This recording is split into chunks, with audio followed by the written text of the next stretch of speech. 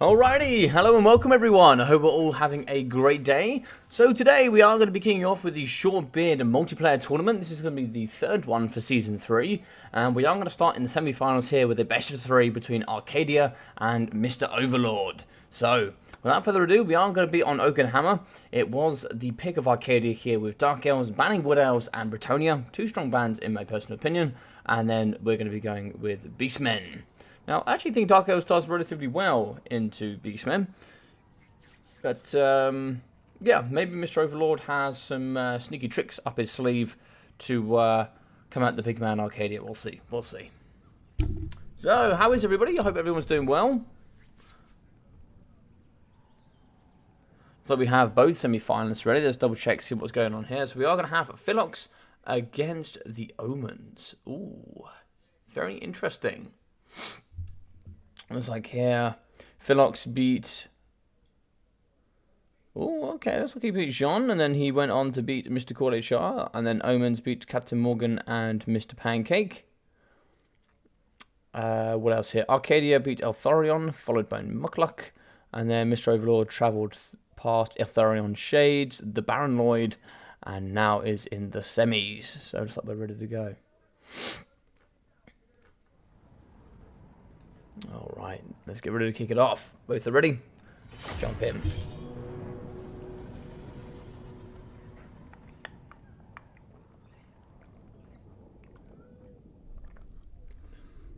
Hey, Jason, how you doing? I'll pull for the Overlord since he beat me in the season. Yeah, Overlord is a strong player for sure in the Shortwood League, yeah.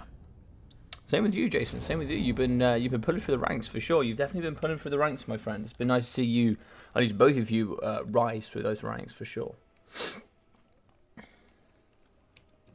All right. So on Hammer, relatively large map. There is some levels of terrain, a little bit more than it would probably give off. But let's have a look here. All right. So for the Beastmen, Harpies in the sky, 2 units, including 1 Manticore. Looks like on the floor here we are going to have a double Wargore. Oh dear. Okay, so double Wargore here with the Wood of the Dark Gods and the Wood of the Dark Gods. Okay, mixing in with Chaos Spawn. Looks like here we are as well going to have the Lord choice, which is going to be Kazrak. Is it? No, it's going to be the Great Brave Shaman of Beasts. In with the transformation of Gadon, the Panther Penetrable Pelt, and the Amber Spear with Distorted Reality. Scroll of Shielding and the Arcane Conduit. Very interesting. 4 units here of the Ungor Spears, mixing with 4 units of the Ungor Raiders and 2 of the normal Ungor Herds. Was that a Gore Herd there as well? There might have been a Gore Herd as well. We're also going to have the sign on the battlefield, the Eye of Morbilee. The Eye of Morbilee here actually does have the Warp Gauge for a net for 12 seconds. And he's also going to have Soul Eater, which is miscast chance map wide. Now, if we do have Marathi, that's actually not going to do anything, sadly, as I will explain. So, Dread Spears does in the front line here with Bleak Swords, pretty standard there from the Dark Elves, mixing in with 2 Blackguard of Nagarond, something you don't very often see. The Hellebron Bro, a very strong unit in my personal opinion, and yes, of course, anybody that watches any content, Marathi Double Manticore, very strong. And the reason why we're not going to get that 50% overcast is that Soul Stealer overcasts every single time. There's a 100% chance of overcast. That's how she heals herself. So, we have the Wand of Karandon. We have Soul Stealer, Heartrender of the Dark Sword, Enchanting Beauty, the Greater Arcane Conduit, and Life Leeching. Very strong spellbook there coming in from her. Triple of the Score Drones. This is a powerful build. 1 unit of the Dark Shards in the middle. Yeah, this is going to be hard to punch through for sure. These Blackguard as well could either get shut down here by the Cygor, or the Cygor could do very well against those Blackguard. It's going to be tough here. It's going to be tough. I'm not too sure what he's going to do against these Scourge Runners. I think double Manticore, double Harpy would have been better. But you can see 1, 2, 3, 4, 5 single entities. So because he's taking double Wargore, he can't take another Manticore. And I think a Manticore is way more important. Now, you've paid there for the Will of the Dark Gods, for the Wargore, so you kind of want him in the front line, helping to fight here. He's good for himself. I think it's Leadership and Melee Defense, right? Yeah, so Leadership and Melee Defense in the front line. Think of it as hold the line, essentially, and a 40 meters radius. I think just coming with 1 with just that ability is also quite good. Yo, Larry Mad, what's up, man? Good luck, dude. Hey, Pantelanard, how are we? By the way, Logic, how are you doing this fine evening? I'm doing well, thank you.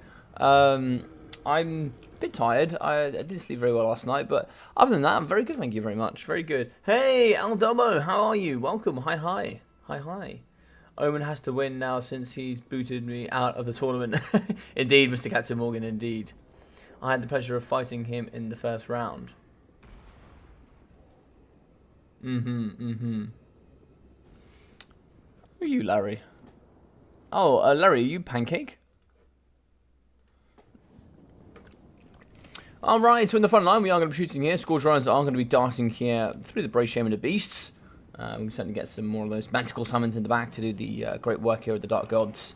So we're going to be hurling a boulder downtown where we're going to be hitting, and that is a gorgeous hit on the Black Heart of Nagaron. Now, one thing you wouldn't expect here from the Dark Elf side is a flip-off Cygor. You would not expect this, but this is a great play here. Something you definitely wouldn't expect, and that is, ooh, a bit of a miss there, unfortunately, with the Black Guard, and they're going to be doing quite well. You will get a little bit of accuracy buffs here en route of the boulder for sure. Scourge Runners on the right-hand side, they're going to be shooting here into the Ungol Spearheads. What they really need to do is to get around the flanks here, get into the back, and then start causing some havoc here in this juicy little pocket at the back here. That's where the value is, and that's where the threats are.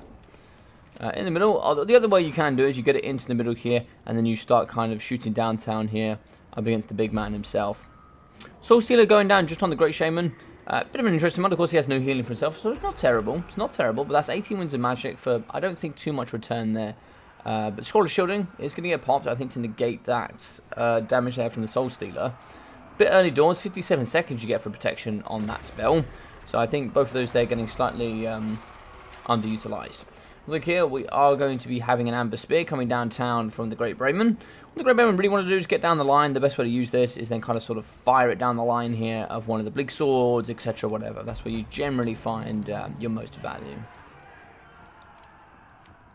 The Scourge Runners are doing very well. They are working their way into the back here, trying to see if we can get on top of these juicy targets. And in the front here, it looks like Black Guard has certainly taken a couple of volleys to the face, but the other one's going to be relatively healthy. Going downtown, a mere miss there. Near miss up against the Black Guard of Nagaron. Now this is a mistake. This is a mistake. Right here. So really good play there coming in from Mr. Overlord. Going to be wrapping onto the Ferromanticores with the Harpies and the rest. But it looks like we are going to cause a blob there. So it looks like it was a bit of a bait and a switch. And we are now going to get a Soul Stealer going downtown. This is where you get a Ferromanticore summon coming in. That needs to be a little bit earlier there. And then we need to get into the blob. Get it going, get it flying, get it. And looks like we are going to be moving it here into the Black Guard. But of course, we can be yeeting those rocks over the top. Go back in the middle. We can actually see the Chaos Spawn. They're going to be getting absolutely decimated in the front. Probably getting shot by the Dark Shards here. So we are going to start moving forward here with the Eye of Morbili. As we see, we were getting shot in the back here from the Scourge Run Chariot. Certainly want to be pushing some chaff out in this direction. But the problem is these very heavy chariots. Get them in, get them busy, get them shutting down here the Ungol Raiders. As these Ungol Raiders will certainly do some good work here up against your Ferromanticores. Ferromanticore summon in. Looks like it is going to go after Marathi. Great choice. Going to punch out the pocket there of the Black Guard of Nagaron. But it looks like here the Great Brave Shaman is going to go down. It is going to be a Wand of Caradon here, down on the Morbili, taking a bit of nice damage there. He's going to be getting lots of anti-large and armor-piercing shots to the face here from the Scourge Runners, but we are wrapping around here with the Ungol Spears. They're very nice. They're just a little white around the corner there. Just keep moving, and you should be able to keep the big Morbili. Should be able to keep shooting quite nicely. Nice hit there into the pocket of the Blob. Going to destroy a lot here of the Black Guard. Hey, LeBron Bro in as well for the nice added poison. That really does help over time. We are going to be rampaging here with the Ferromanticore, but Balance of Power is going to push quite heavily here into the Dark Elf favor. Big arrowed shots here, firing into the vine, and we do drop with the Morbili. Great work there coming in for the Dark Elves, and this is looking like an early door victory coming in for the Darks. Yeah, it looks like here Soul Stealer yet again on the pocket of the Ungol Raiders. They'll break relatively quickly. The Emo Elves here are performing rather well, and I think Dark Elves is probably the easiest faction to learn here as a new player. I think they have particular similar play styles, a lot of their models as well. Like once you learn how to play Dark Elves, it's pretty comfortable as a new player, I think. In the back, no, we are going to be cycle charging into Ungol Spearman. That's going to be a break. Oh, that is army losses. GG spot played. Yeah, okay. Yeah, there's a substantial amount left there. Ah, awesome. Awesome. Let's go Arcadia. Oh, we got some Arcadia support. Yes, nice. Good stuff there. 1,500 for Marathi with 260 and 160 for the Bleak Swords. The Dread Spear is coming in at 220 and 570 with 340 there for the Hellebronite Bro. So we are going to have 340, 600 there for the Blackguard with 2,300 gold there for the 1 unit of Dark Shards. Brilliant stuff.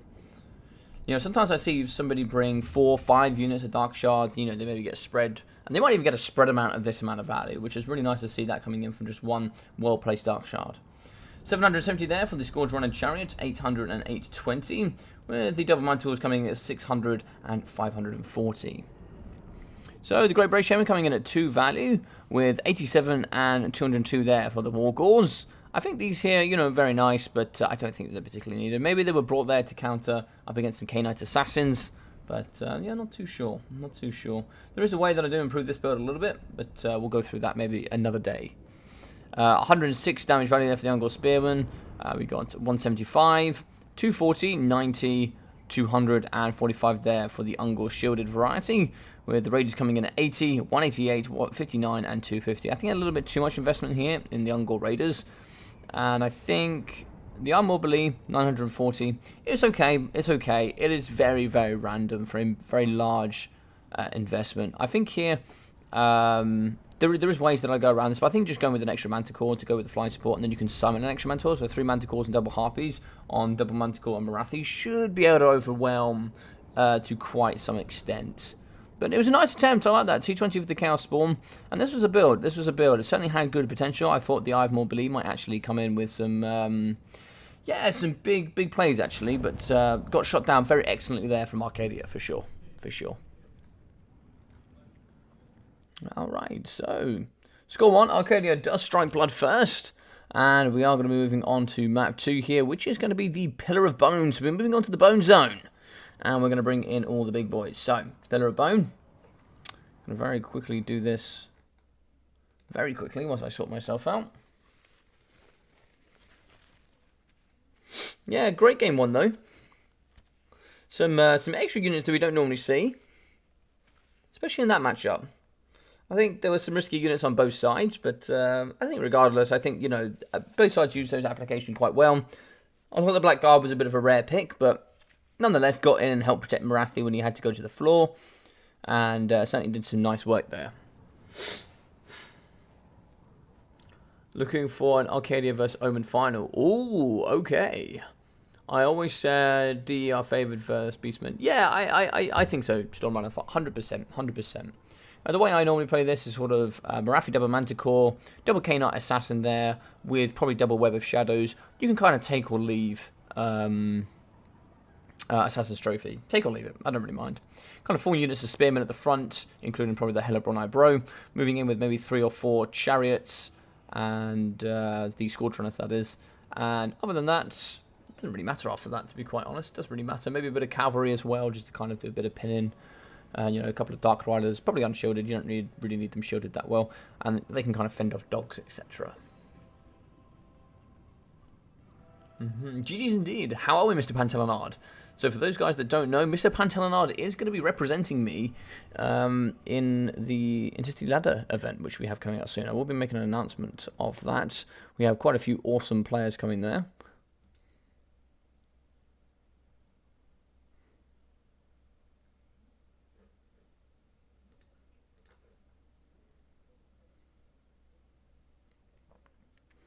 Right, so let me just send a message here. I'm just going to quickly send a message to you, Mr. Pantelanard.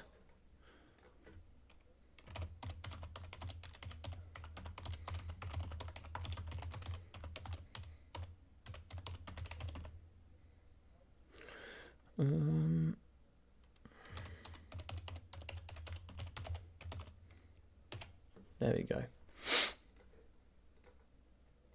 We are going to do the Fanta Lemonade, representing the logic side of things.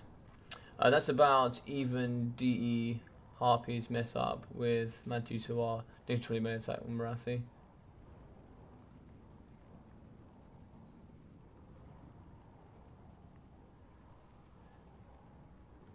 Yeah, so I think you would even with Marathi coming in with the negative debuffs, right? I think that well, even if you remove it by 20, you still got the lowest percent chance to hit. There is a certain level at which if you reduce melee attack, there is a minimum boundary of 8% chance to hit. So you'll always hit on 8% chance, regardless of how far you reduce it, right? With that in mind. But yes, negative 20% chance to hit is huge, which is really good for Marathi. Assuming she is in combat, she has to be in combat for that. Otherwise, it's only negative 10 melee attack, for sure. And I think yes, it is definitely favoured there for the side of the Dark Elves. But if you go in with double harpies, you can even bring. I'm not going to say too much, but there are certainly some items you can bring that can certainly bolster your Sky Force.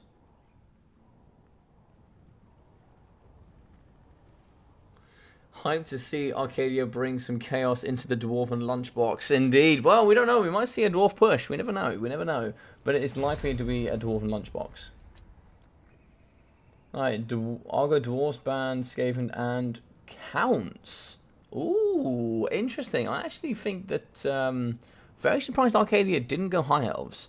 Or even for that fact, Wood Elves. I think both of those are very strong. Into and they definitely fit his pool of experience. But to be fair, he is a good chaos player as well. Definitely a Dark Elf main, but I think Dark Elves, Chaos, and Empire are three very strong. Is this Dwarf favoured now? No, I still think it's Chaos favoured. Yeah, I still think it's Chaos favoured.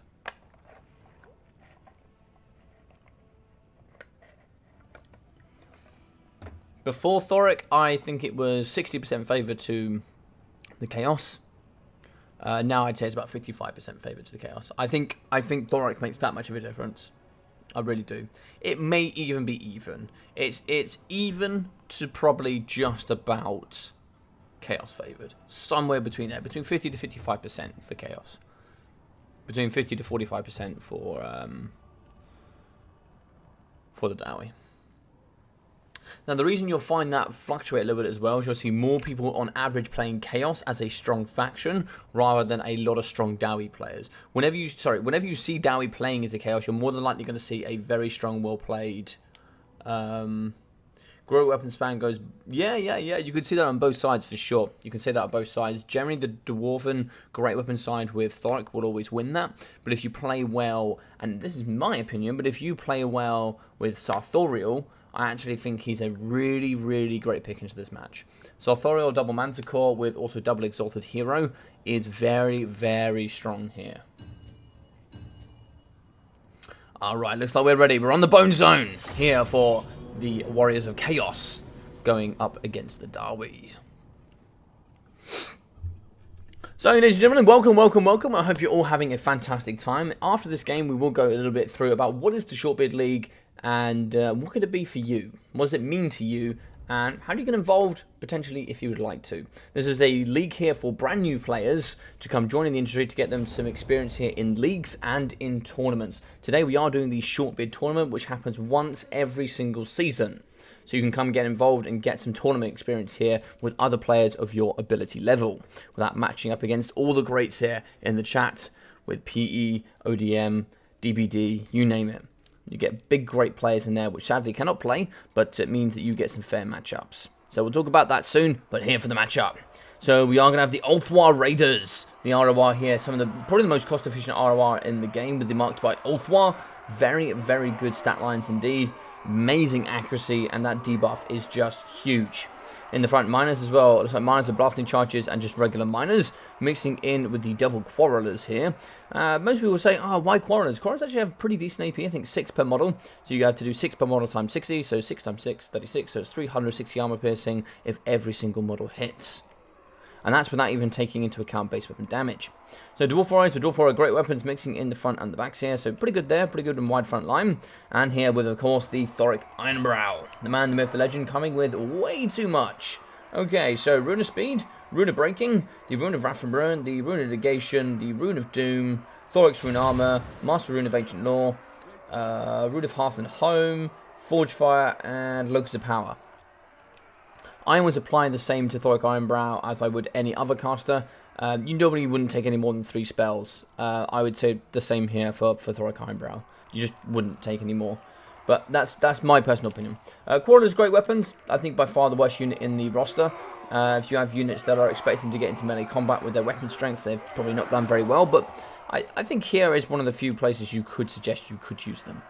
Triple bolt throwers, very interesting here to see the bolt throwers today. Not too sure what their targets are going to be, but of course, missile resistance is not going to help. So if you do see Sartorial, triple bolt throwers could do some big bad boy work for sure. Great weapons in the back, mixing in here with the Dwarf Warriors, and it looks like it's just going to be a mass Dwarf Warrior front line. Here at the front, we are now going to be having Chaos Warriors with great weapons, Chaos Marauders with great weapons, Warriors great weapons, Marauders great weapons, great weapons, great weapons, great weapons, great weapons, which is kind of what we expect.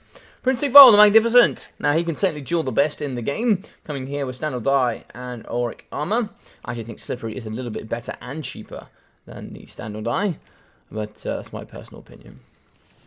Here we are going to have the Chaos Manticores both in the sky here, double here for the Terror. Definitely are needed for Terror. Terror is a very important tool. Going to be singing with the Chaos Chariots and Marauder Horsemen for a little bit of kite there. Maybe up against some Slayers. And no, oh, we do have a Firecaster.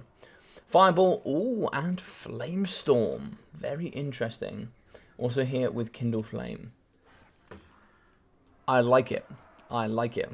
And that is where you actually do see the utilization of Thoric's Rune Armor. That gives fire resistance and extra armor. That can actually really help protect from fireball on certain artillery pieces. It makes them a lot harder to snipe there with fireball, for those that don't know. So I'd definitely be putting him up here to kind of give extra fire resistance for this, and all of your ranged units here dotted around the pocket. These are going to be interesting as well here, the Ultra Raiders.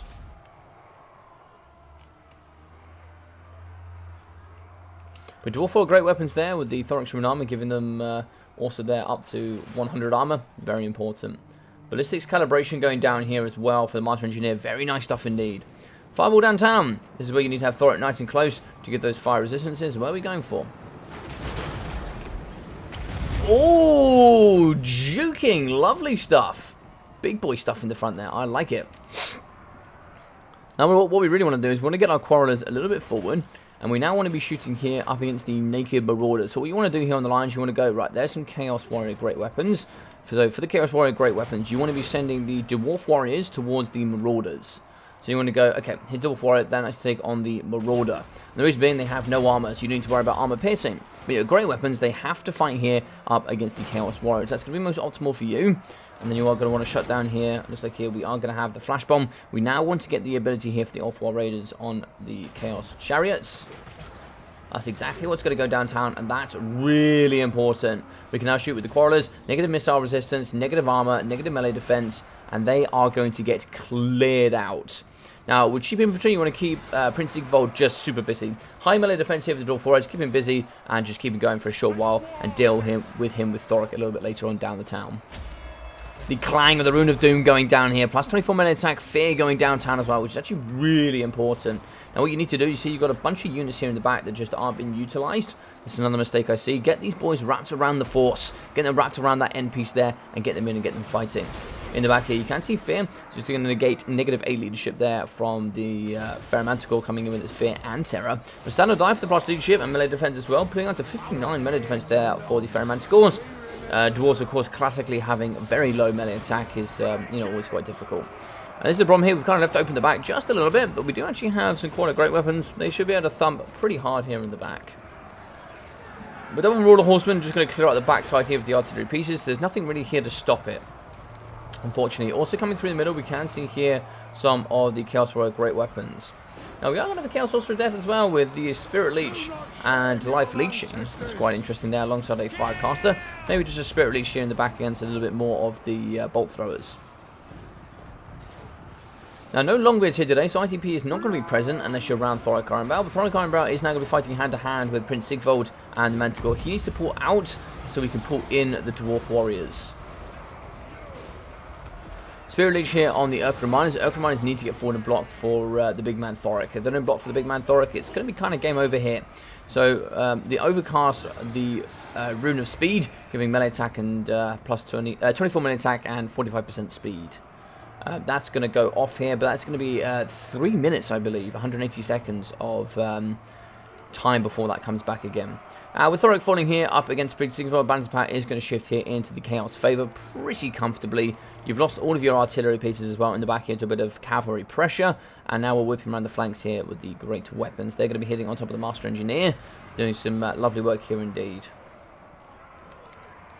So the question you might be asking is, how do you combat Prince Sigvold the Magnificent? Double Thanes. Double Thanes is a nice common practice used here for the Dowie to kind of combat such a nice hero. You're going with them and Thoric Ironbrow, you normally get enough melee attack there just to punch open the big man himself. And with him, having a nice foot exalted hero can also help him as well. Now we do see Thoric drop, that's a big shame. The man here on the anvil is going to fall, and it's a sad day here for all dwarfs. In the back, we're going to see just one low man here standing with the Master Engineer, as we are going to be flying over the top and pretty much just terrorizing the Koala Grey weapons. So GG's well played here to Mr. Arcadia. He came in with a lovely swarm. We can see here a bit of a mistake here, just chasing out. You do need to chase out against the Chaos Sorcerer, but here it's not worth chasing off the Chaos Warrior Great Weapons. Well played to Arcadia. Two very, very strong builds, and he comes in with a big win.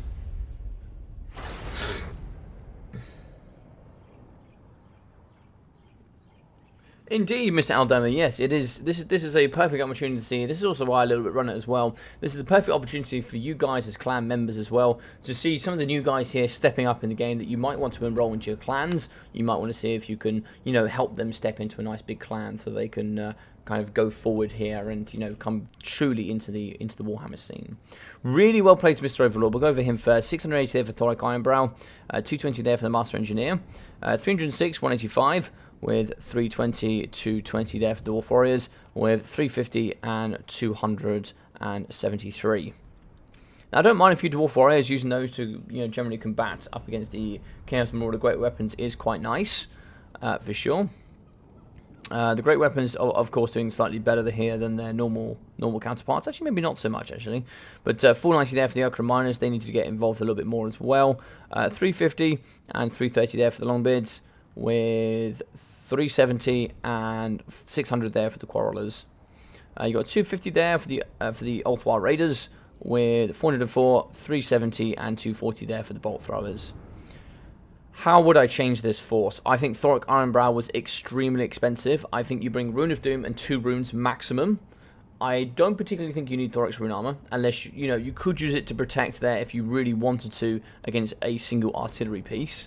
Give them fire damage and extra armor there to protect them against, you know, incoming fireballs. That is certainly a potential idea you can do if you wanted to. ITP can certainly be used if you want to. I don't think his rune ability is all that useful. His regeneration for runes, and I don't think you need the negative 15 armor there for the Forge Fire. I don't particularly think it's worth it. I think if you've got a bunch of AP, you don't need it. You know, mixing with a few Dwarf Warriors and a few great weapon variety as well is needed. I don't think you need to pay for it here, you know, the extra 50 gold cost for the Quarrelers. It's actually quite nice to have those with shields rather than have them with great weapons, because then they also do better in the skirmish game. They can negate a lot of the missiles incoming from Horse Masters, and they can shoot back very effectively. Very, very effectively. Crossbow fire is much better than Javelin fire. It's faster, it's straighter, and it's far much harder to dodge for sure. Throwing axes is very, very nice, but I don't think there was enough here to protect, 6 units of range. Like, I think here we had enough to fight here in the front line from the Chaos. This is a very standard Chaos build. Don't normally see 2 casters. Spirit Leech was quite nice there, 220 as well for the Chaos Sorcerer Fire. You can certainly drop one. And I think actually bringing a foot character with, so if you brought, say, the hero, what's he called?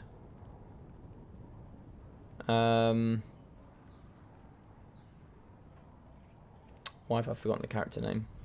Exalted Hero. If you bought the Exalted Hero, the Mark of Khorne, which actually gives extra melee attack, it gives extra charge, I think leadership, and then it gives immune to psychology as well, which kind of helps against any sort of fear that comes in. You know, for 81 gold cost, it's exceptional value. It's exceptional value. And you put him on foot and you fight him with Sigvold, it just exponentially helps out Sigvold. Like, because the common way of dealing with Thoric is to go the double Thanes, just nice and cheap. Hey, come on. Yes, I think double Thane there can be quite nice. Hey, Parker, how we doing? Hello, everyone. That looks a heavy duty chaos anti-armor build. Indeed, it was thumping. It was thumping. GG's Arcadia cleaned house. Yeah, thank you very much as well for both these guys playing on the channel. I know it's you know, for some that might be the first time they've ever played on the channel, so of course it, you know, it's a big thing. It's a big thing, you know, to play in front of a group of people. So thank you very much for those guys for playing today. Let's just double check we've done that there. Yeah, thank you very much to Mr. Overlord. He's absolute champion. He's played, I think, in every single season that I've hosted. And he's played at least in multiple of the tournaments. We've had 4 tournaments so far. And I think he's played in at least 2 or 3 of them. So, yeah, he's an absolute champion here in the... and he's gone on leaps and bounds here in growth. He's just well and truly grown exponentially in the Warhammer scene. Awesome.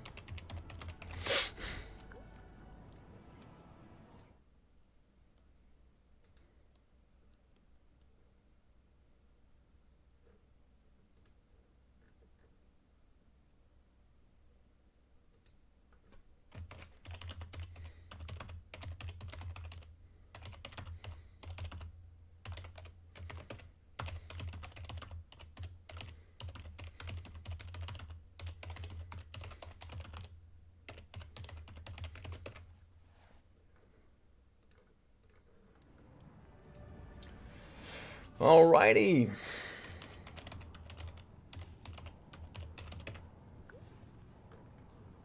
Alright, let's kick it off. So, we're going to be starting here with Oakenhammer. And apologies here, guys. I'm just struggling a minute. Good to see you, Paco. Yes, Paco, I hope you're doing very well, my friend. Obviously, I haven't seen you in a while. So I hope all things are well with you. I hope the business is well. I hope your family's well. And everything is good with you. Do feel free to get in touch with me and just let me know how you're getting on. I do read everything you send. I actually read everything everybody sends me. I might not always respond, or I do lack on that quite a bit, so I do apologise, but I read everything everybody sends me.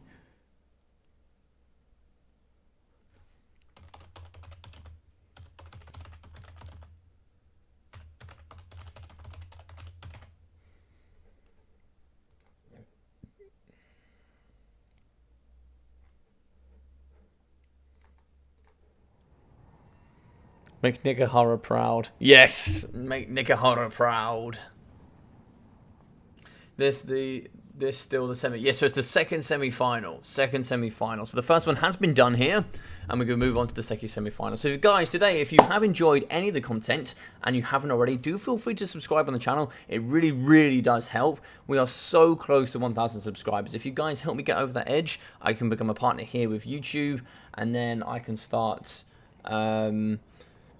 Well, firstly, I've got a bunch of announcements for if I do hit 1,000. I've got some nice giveaways and all sorts of amazing, awesome things going on if I do reach that. And secondly, from there, the channel is just going to grow more and more and more and more and more, and it's going to basically exponentially give me more resources to kind of put back into the channel, as it were. So hopefully we can just build more from there. And yeah, with that, you know, growth in the Short Big League, growth in Battlemania, and all the other things as well. I'll bring the Tomb Kings twice. I love it. I love it.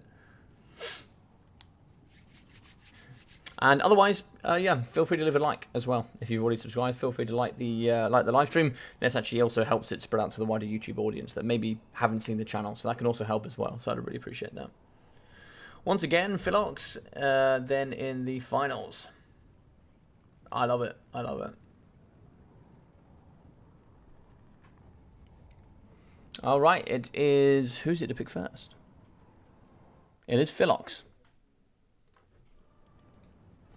First, I should go Dark Elves, Ban, Empire, and Dwarfs. Ooh. Interesting. Very classic. We are going to see the Tomb Kings here from Omen. Very well known for bringing his Tomb Kings.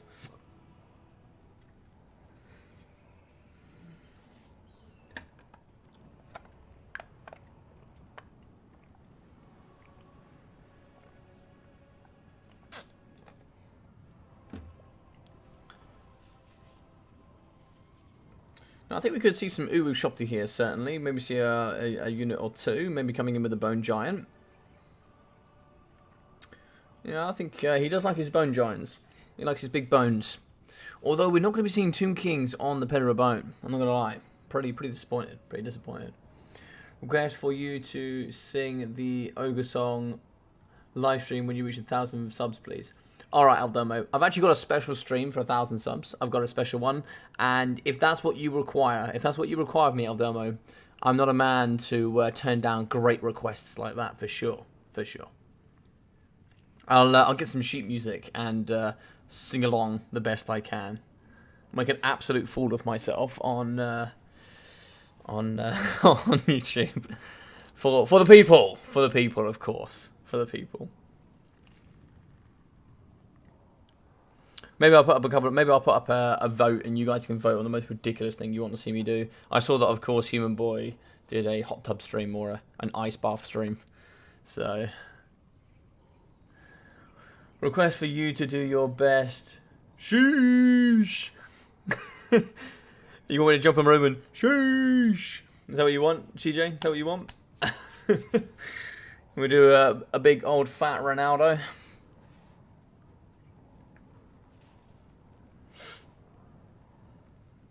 I love it. I love it.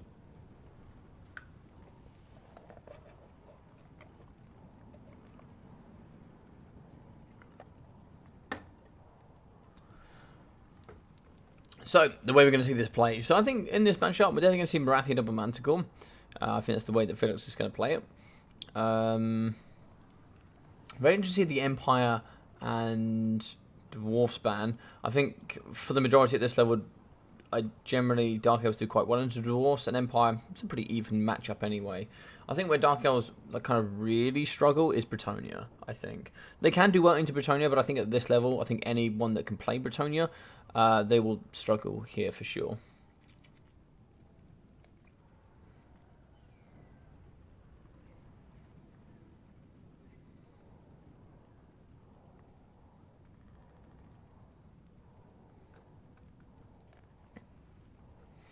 But otherwise, I'd say in regards to Dark Elves, I think Wood Elves is a tough one for them if you've got a good Wood Elf player. At this level, I think pretty even, but if you get good builds, it's tough. It's tough. At this level, build composition is where a lot of it comes into, which is why for me, when you are part of a strong clan, you automatically jump up the ranks by a minimum of at least one rank. If you're part of a clan for me, because they help you with builds and help your ideology behind the build and how to use it, etc. There's big helps there. One Nagaron guard could just rip and tear. Well, you say that, but Ushopti could do some good damage against that, Larry, for sure. Everyone looks at Tomb Kings and goes, "Oh, it's the Bony Boys." They've got no AP. They've got bucketloads of AP. They've got bucketloads of AP and a lot of cost-efficient AP as well. And also Chariots, don't forget, Chariots still go brewer, for sure. Alright, so in the front, we are going to have the triple skeleton horse archers here, coming in for the man, the myth, the legend, moving in with the Direwolves. So yeah, Direwolves pretty nice here, of course we can't expect them, and that's kind of what I like the Sun faction here. Direwolves are just so goddamn good, and the fact you had them on Tomb Kings, so make that 4 there with the horse archers, moving in with the double Nekohara Horsemen, probably some of the best cheap cavalry in the game. They are exceptionally good. They're just Nekohara Horsemen are so goddamn good. Like the fact that they don't rout, they have 50 armor, pretty decent stats as well, coming in at 600 gold cost, and having 4 units of them. Yeah, they're flipping strong. Tomb Guard, 2 units, Skeleton Spearman, and looks like I think some more Tomb Guard with Archon the Black. So Archon the Black here with Spirit Leech, as well as the Fade of Buna, the Liber Mortis, Staff in the Gash, the Tomb Blade of Archon, as well. So yeah, it can be interesting. Fade of Buna, I don't know where we're going to see that utilised. Looks like here we are going to have the double Cold One Knights. I think actually coming in with the Dread Knights could be quite nice in this matchup. Big Swords, 5 units dotted in the front line, mixing in with 2 more Cold One Knights. Looks like here we are going to be having the triple Dark Shards, moving in here with the Reaper Bolt Thrower, double Manticore, and Marathi. Oh, Marathi's missing a trick or two. So, Soul Stealer, Horror in the Dark Sword, Enchanted Beauty, the Greater Arcane Conduit, the Spiteful Conjugation, and Life Leeching. So, Spiteful Conjugation is fine, but it's not very good if you're only going to bring Soul Stealer, because it gives negative armor for 18 seconds. And being you're not going to be casting Soul Stealer that often, you're not going to get too much out of the Spiteful Conjugation, whilst Life Leeching gives you the opportunity to get more Soul Stealers. So I'd actually downtrade the Spiteful Conjugation, and actually think about trying to see if we can take the Wand of Carandon, because it doesn't tell you in the tooltips, but for you guys, just so you know, it actually reduces Soul Stealers from 18 down to 16 Winds of Magic. It's actually a campaign element, which doesn't explain in the tooltip for multiplayer. But it actually reduces by 2 Winds of Magic if you take the Wand of Carandon. Gonna head off stream now. Alright, Mr. Lee Manley. We'll see you play here, Mr. Roman. We'll see you play strongly. Now, for the skirmish, it's going to be relatively interesting. We have no skirmish here on this side, but of course the bolt thrower is going to do some work. What we want to do, get around the outside, with the bad boys, get into the back and start pressuring here up against the Reaper bolt thrower. It's like here, Arkan needs to dart for the trees. Overcast Spirit Leech here in the back on top of the Reaper bolt thrower would be quite nice. You could also do it on the Manticores actually. Doing an Overcast Spirit Leech early doors on one of the Manticores and just reducing one of the Manticores is really good. You can't regen with the Manticore. It's going to be pretty tough. So the Uwus are in the back here with the great bows. Looks like we are going to have the double Uwu. We can certainly move in with those and do some great shots here in the back on the Reaper bolt throwers. Shots in the front coming in for the Skeleton Horse Archers, mixing in along the Cold War Knights. 90 armor is decent, but definitely far much more beneficial there with the Bronze Shield. Without the Bronze Shield, you can certainly take some good damage over time. You do have to be careful. Now, you definitely need to be careful here of the Nekohara Horsemen. Now, they will heavily struggle here against the Knights. They need to drop off a little bit here on this right-hand side. We'll go from the defensive posture and we'll see what's going on. So we see a bit of a threat here in the back, and if we get that, oh my god, if we get that on there now, oh, that could be GG's. That could be so goddamn good.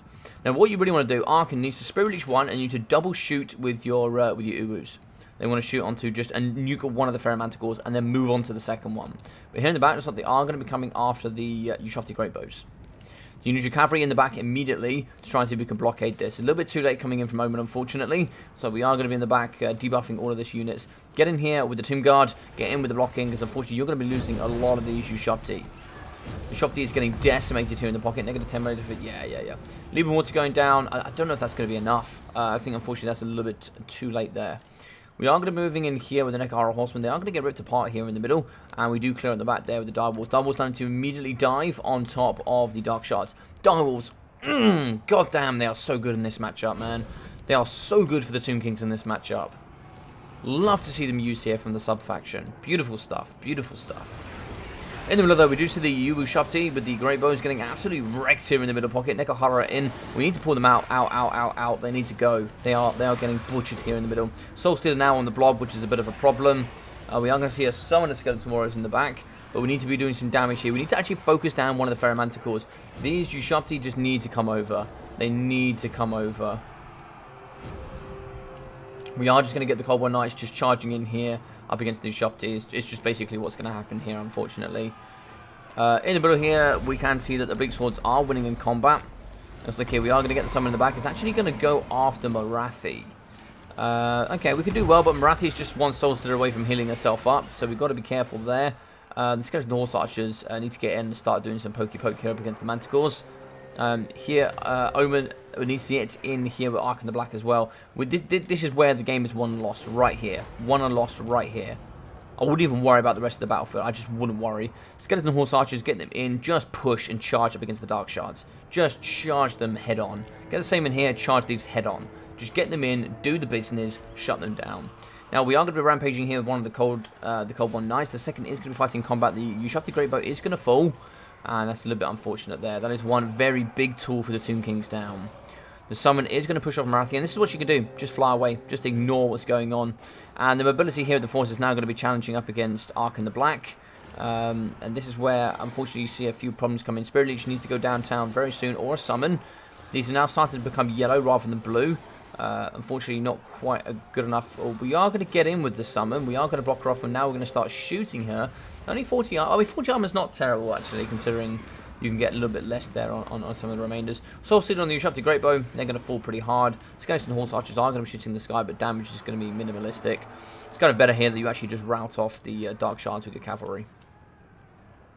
In the back, another Cold War Knight here is going to break down. We could charge him with the Nekohara Horseman, but that's not optimal for the Tomb Kings there. We are actually going to break one of the Manticores. If we could charge that off with the Spirit Leech, do some more damage over time, you know, could certainly break one of those. But unfortunately here, I think that the Marathi double Manticore has just been able to do too much. You've got nothing left here. You've got two Ushafti Great Bows here firing. Not for long, sadly. That's going to be pretty much the only tools you have here kind of left to win, unfortunately. But really nice work otherwise. You know, great shutdown there coming in. I really like the quadruple Cold One Knights. Yeah, they're very strong here in this matchup. Dread Knights as well. Very, very strong. Hard for the Tomb Kings to deal with. That's where the Ushafti Great Bows come in and do the business. Also, we are going to charge the back here with the Skeleton Horse Archers. They're going to be going down pretty quickly. But here, I think we need to... that's why I think Fate Buna is just... It's not worth it for me. Fate Buna is not a spell that's needed against the Dark Elves. It's too much mana. And I think here just Spirit Leech is fine for Arkan. Liber needs to go down to get a bit of protection in here for Arkan the Black. Give him extra leadership, bit of physical resistance. So we are going to be fighting in combat. Arkan can actually finish off this Manti if he's not... oh, nice rear charge though onto Marathi. But now he's going to be kind of getting a bit of a gangbang here going on between between Omen and Marathi. So you can see there, Tomb Guard getting just wrecked apart. I just think Tomb Guard also a little bit too expensive. For sure. Tomb Guard are going to break. That's going to be Arbenos's GG's and well played. Excellent game here between these two. Really, really tight game. A tough one for the Tomb Kings, I think. A very tough one. Yo, what's up, dog? How are we doing, man? Who is this? I think... Oh, I forgot to switch the names. Damn, sorry, man. Dude, I'm sorry. I forgot to switch the names. Oh, I'm a piece of... I'm a mess. I'm a mess. I do apologise.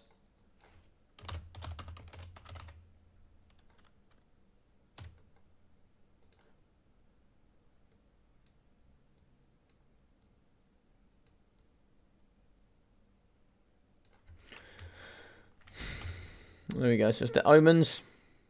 Oh, actually, that's some of the Mountains Philox.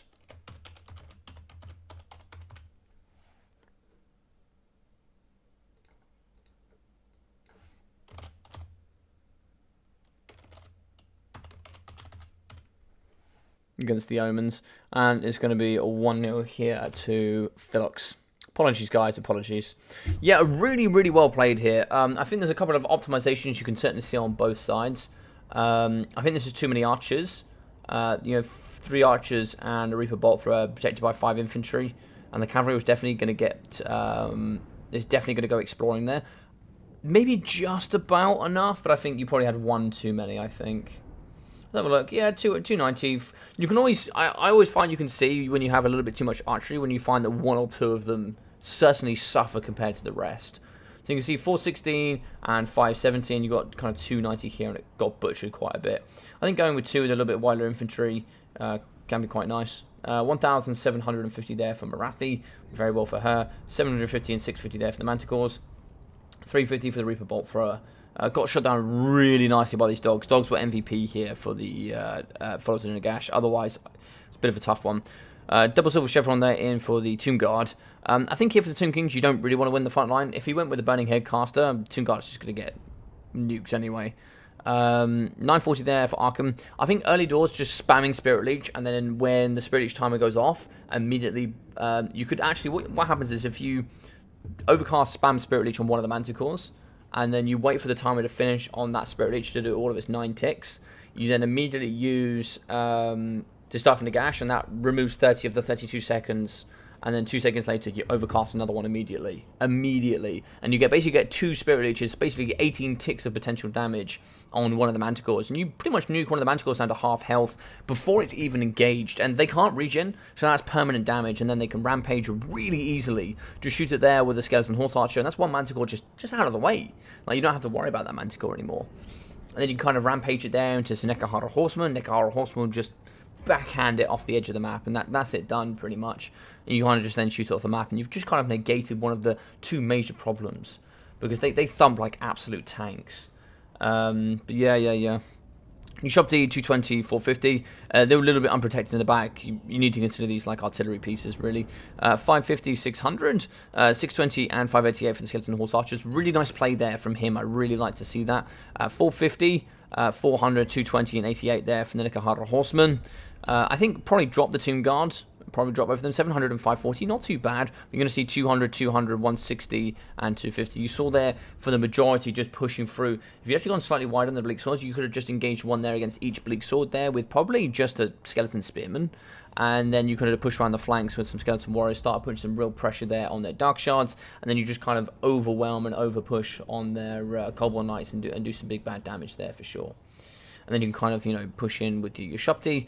I think that's the advantage that you have as Toon Kings, right? You've got Chaff that just doesn't route, essentially. But it's a tough one. It's a tough one for sure. For sure. Alright, so we are going to be... I picked Dark Elves, banned Skaven and Empire.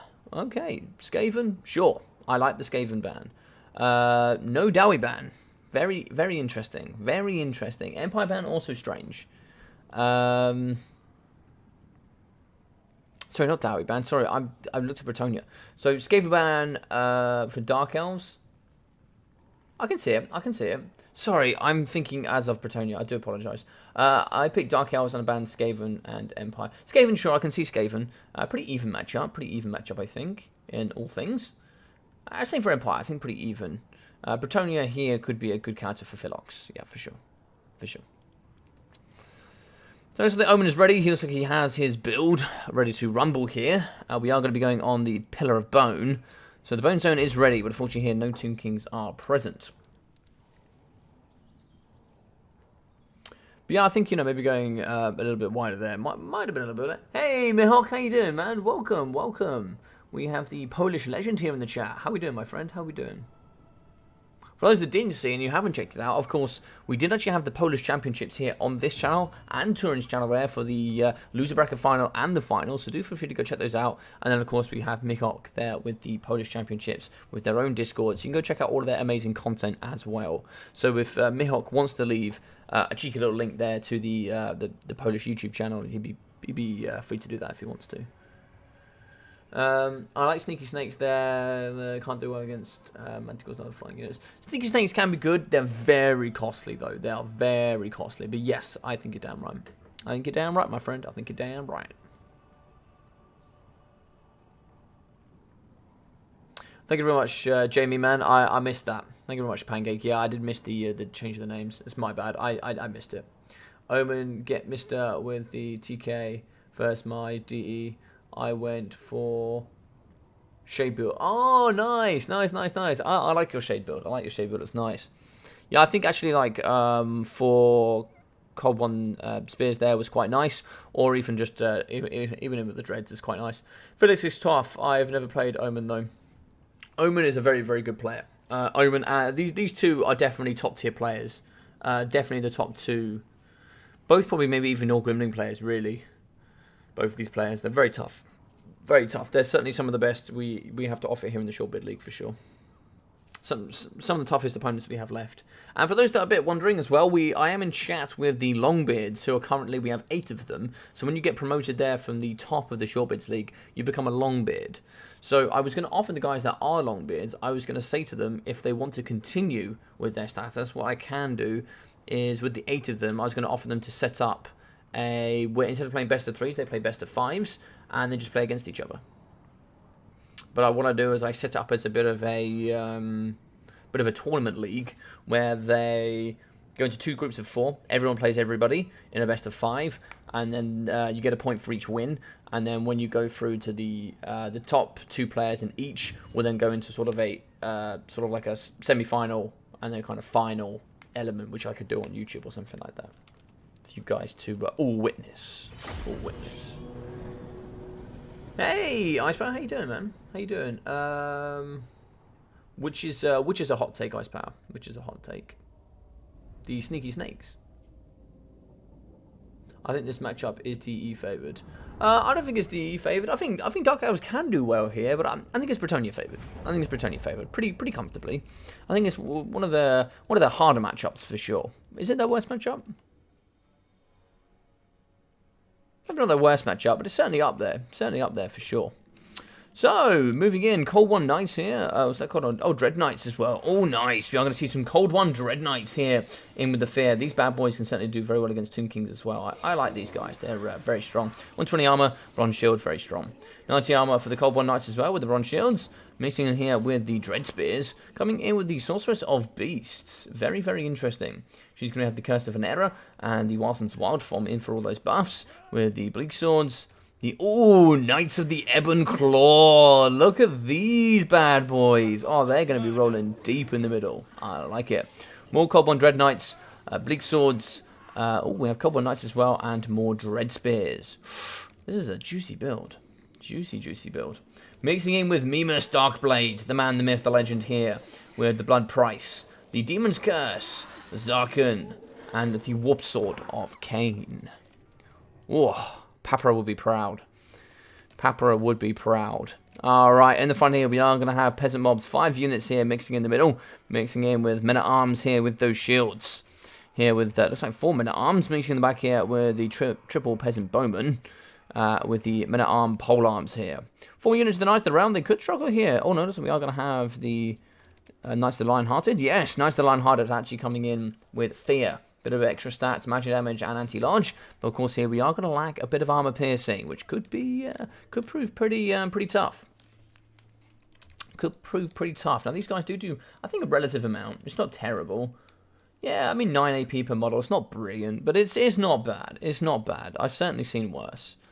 You know, coming in about 400 armor piercing per unit. Make Longbeards a best of 7 on stream. Yeah. So what it would be, Captain Morgan, it's sort of like best of 5s in the it'd be sort of best of 5s. It'd be sort of like a best of 5, best of 7 final, something like that. Yeah, for sure. Yeah, man. Yeah, 100%. For top 2. Yeah, 100%, man. This is the same build Omen brought against me. Oh, nice. Yes. Malice, nice. Yes, Neckbear. We're getting in with the Malice, the mean blade. The mean blade. He is a bit of a meme. But nonetheless, I like to see the man here. I like to see the man.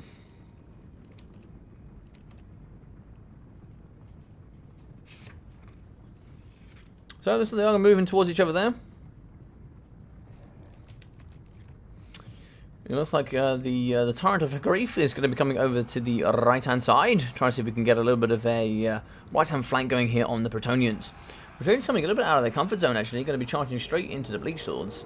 In the front here, we are going to have a Damsel of Life. She's going to be having Life Bloom, Earthblood, Dwellers Below, Power Stone, and also the Magic Resistance in with King Leon Kerr in the sky. So the King today, he will be having the Sword of Corone, the Lion's Shield, Stand Your Ground, as well as the Lady's Blessing coming in for the regen, and also the King, which gives that bonus here, map-wide, and drops below half health. Charge in here with the Knights of the Ebon Claw. Actually a really, really nice unit. Comes in here with the Murderous Mastery for 2 minutes of amazing bonuses. And all of these great, amazing stats with extra melee defense. 52 melee defense for this unit is just absolutely bonkers. A little bit left behind is the Sorceress of the Beast. She needs to charge forward here and find some help here for Malice. Now, this is really nice. So what you are going to see is you're going to see the Demon Curse, negative 24 melee defense, negative 16 leadership as we fight here with also the Curse of Anera, negative melee attack, negative melee defense, and negative speed. Great bonuses here on top of Malice. And he's going to be breaking all levels of units here in the middle. Knights of the Lionhearted, Knights of the Realm there are going to be struggling quite hard. 92 speed here for the Sorceress of the Beast. She's going to be kind of moving back and forward here, doing the stuff that certainly the Dark Gods tell it to. But we're going to be moving in the middle there with King Leon Kerr, just kind of yeeting to the front of Bleak Swords. He'll be terrorizing those pretty quickly. We are going to get Terraform, we are going to lose out on that 15 leadership, unfortunately. But we still have Dread Spears here for the Slanesh Gods. In the middle, we are going to be having an armed fighting here up against the Dread Spears, moving in with the Damsel of Life. She's going to be charging in, but Dread Spears is an interesting one. Oh, we can certainly see a big slap here in the back. A big slap in the back could be gorgeous. Big charge in, and now we're going to get here on top of the Damsel of Life. She could get wrecked if you're not careful. It looks like their Malice actually missed out on a bit of a trick, unfortunately. And like here, he's not going to quite be catching the lady. We are going to move in with the Cold War Knights. Maybe the Knights of the Ebon Claw could also wrap here. Remove some of the healing coming in for the Damsel. And I think the game here could be in for the Dark Elves. They're certainly trading quite efficiently here across the battlefield. 2 units of the Peasant Mobs are going to break. Over here on the left as well, we can see Knights of the Realm, Grail Knights as well, finding pretty hard here up against the Cold War Knights. The Cold War Dread Knights are going to be rampaging here. That's the nice thing as well about the Knights of the Ebon Claw. No rampage for them. They never rampage, which is really, really important actually. Knights of the Lion-Hearted are going to be fighting. Knights of the Ebon Claw do not have any level of healing, which means, ooh, what's this going to be here? The Demon Curse, negative melee defense, and negative leadership. The Curse of an Area yet again over on top. That's why sniping out this healing caster is going to be uber important, because the level of tankiness is just going to increase exponentially here with the Damsel being online. So if we can snipe her out, it's going to be super important. Here in the middle, looks like she is going to be fighting here, so we do have some cold ones on top. The Cold One Dread Knight's going to do some lovely AP work here up against her for sure. They're going to be in doing some... Ooh, have they pinned her in? They haven't... Have they pinned her in? No, they haven't pinned her in, but they're certainly doing some good damage. They can kind of like get their force wrapping through her and kind of pin her into the middle. That could be really nice. They're on top and they're doing some damage. Oh, here we go. Here's going to be the Cold One Knights as well. Yeah, you need to get in there fully. You need to commit to destroying this Damsel of Life, I think. In the back there, so we do actually have... We are going to terrify. The Sword of Crone goes down. We are going to terrify with the Sorceress of the Beast. She is going to get away, but for how long is the question? We need to keep Mimas over here. You must save your Beastcaster. No, I think that's a mistake. But it's like there. She does return, but we are going to get Leon killed with a nice rear charge. Yep. That's the Beastcaster dealt with, unfortunately. Here in the middle, we are going to see the Damsel. I have absolutely no idea how this thing's still alive. I have no idea how she still exists. But it's unfortunate here we can see that the Cold One Dread Knights are going to be surviving a little bit more. Balance of power is going to be going into Bretonian favour. Just going to be healing the Knights. Leon Kerr's healing. There's nothing really here to fight, unfortunately. We are going to move in here with Mimas Darkblade. I believe he has his damage spells, is that correct? We have the Blood Price mixing in with Demon Curse. Oh no, we haven't quite got that yet, but we do have the Warp Sword of Cain coming with the healing, which is always really nice as well. Demon Curse, negative melee defense, negative leadership is going to be very handy, but fighting up against the Men-at-Arms Polearms is going to be pretty tough there for Mimas. Also, we did kill the caster. We're still going to be getting healing here in the pocket with the Damsel. This is just, yeah, it's GG's rock. Ooh! Oh, okay. I wonder what happened there with Balance of Power. Balance of Power happened because Zarkin is now available. Okay. Zarkin has been popped. He's going to be deleting all levels of units here in the middle. Just ripping life here for the Knights of the Lion-Hearted, etc. But the problem with this being popped so early, you need to be fighting Leon Kerr at this moment. If Leon Kerr just runs away, there's nothing you can do about it, sadly. The units are moving in here, but there's no way of you sniping the Damsel of Life here, I don't think. Zarkin is going to come after King Leon Kerr, but I think King Leon Kerr is probably just... I mean, if you can snipe Leon Kerr here, yeah, you can see he's really trying to pull away. And if he gets away, which I think he will... Oh, nice hit there. If we can pin in now, the Lion Shield goes down. He doesn't do magic damage, but we have 98 melee attack in for... Yeah, but there we go. Oh, yes. Oh, are we going to... Oh, we catch him. Perfect there coming in from Omen. We're now going... Oh, my God, that's a hit up against Leon Kerr. Beautiful stuff. A nice pin in here from the Cold One Knights, moving in with Zarkin as well, who is slamming King Leon Kerr here in the middle. This man is getting butchered. Absolutely butchered here in the middle. He breaks. He is down to 1,100 health. This man is having a bad day of it. We're going to be moving in. We are doing the damage, but he is going to get away, which means he will return. He will come back. Negative 21 leadership. That is a big, big problem. We moved in there with the cold ones. I don't know if it's going to be enough. We have to kill this Damsel of Life. I mean, she has to go now. She cannot stay here on the battlefield. She's going to maintain the healing here for all these infantry units. And she's just going to heal King Leon Kerr. As Malice is going to be dying, you can't heal your force. And they have pretty low hit point pools anyway. It's a big struggle here. That's one of the things that you struggle here with as the... Oh, nice. Coming in with the ability here, the Reaper of Souls. That actually gets a bit of healing there for Malice, which is going to be really nice. So Leon Kerr does return. We are going to move in the back there with the cavalry, the Cold One Dread Knights. The Knights of the Ebon Claw are going to do some nice damage. Now we have removed the majority of the forces here. He needs to get out and move around here for the Damsel. The Damsel has just been alive for too long at this point. In the back time, we are returning with Men-at-Arms Polearms. Not too sure what Malice Darkblade here is doing. He is now on the floor here with Leon Kerr. I'm going to pin in here with the Knights of the Ebon Claw, moving in with the Spear Riders as well. I think that was a bit of a bold move, Cotton, I must say. 24 melee defense is going to be good, but is it going to hold up against the charge bonus? He's going to be getting hit very hard here. Does he shatter? No, 450 health for him. There we go. Zarkin now needs to come over here and deal with the Damsel. Damsel is running away. He yeets through. He yeets through.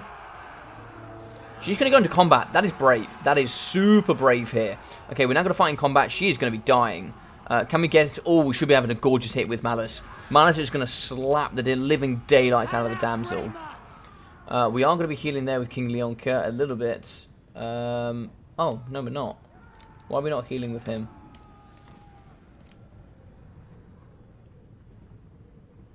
King Leonka's not healing. Only to say what if his leadership's broken. But his leadership's not broken. So Balance of Power is now going to be in the Dark Elf favour. And Malice yet again showing his amazing prowess here on the battlefield. He is going to be in at 3,100 gorgeous damage value. That is insane.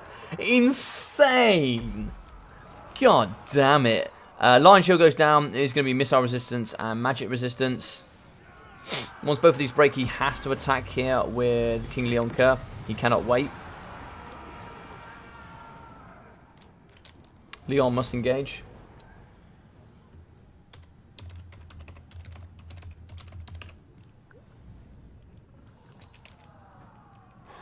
Ah, it's Luen. Sorry, not Leon. Ah, it's Luen Core. And there we go, he dies. GG's well played here. GG's well played. What a flipping game. What a game. He routed, so he lost his healing. It should come back, though. It's not a permanent loss. Swiss Pikeman, it shouldn't be a permanent loss. At least I don't think so. But now you say that, that does make sense. 1.5k for Leon Kerr with 940 there for the Damsel of Life. 31, 40, 97 with 140 and 54 there for the Peasant Mobs. 230, 150, 300 and 330 there for the Men-at-Arms. Polearms in at 1.5 and 1.5. Really good work there.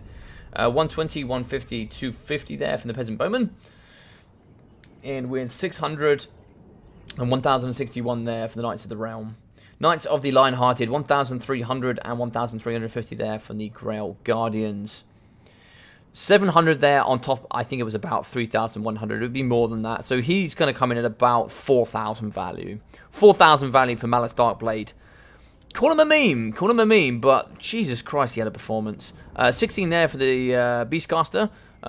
With 580, 300, 520, 500 and 475 there for the Dread Spears. 1,300, 1,300, 1,300 for the Cold One Knights. And here the Cold One Dread Knights, 135, 1,800 and 530 for the Knights of the Ebon Claw. Damn, what a build. What a game. GG's, well played.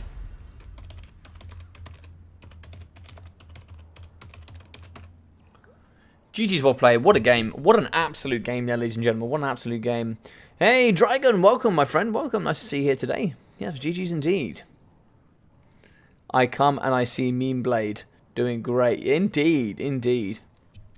Malice finally did it, and he's one pop at the start. If he routes, he loses it. Oh, okay. I didn't think that was the way it should have been designed.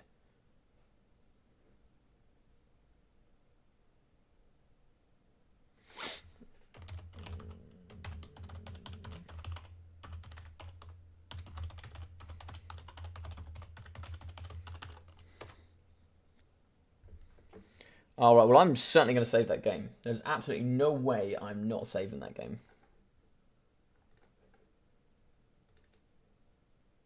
Mimas strikes again, but not once, twice. Oh.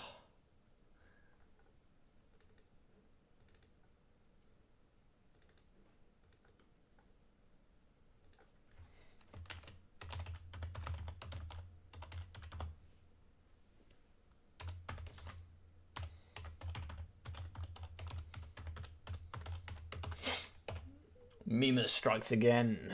I'll have to see it.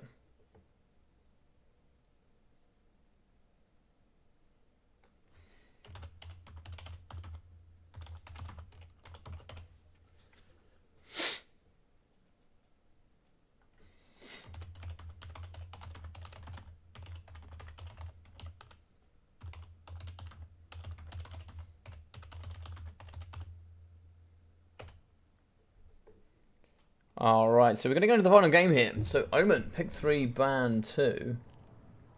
High Elves, Wood Elves, and Beastmen. Ban Greenskins and Chaos. It looks like here, ban Wood Elves, Skaven. So we have High Elves and Beastmen against Skaven. I think Beastmen is going to be insane here. I think Beastmen is going to do very, very well. Yo! Okay, I came back 10 minutes too late because of that card was a thing of beauty. Dude, it was insane. If you haven't seen that Stormrunner, please watch it. You would absolutely well and truly love that game. That game was insane. Mana's coming in at 4,000 damage value in total, roughly, I estimate.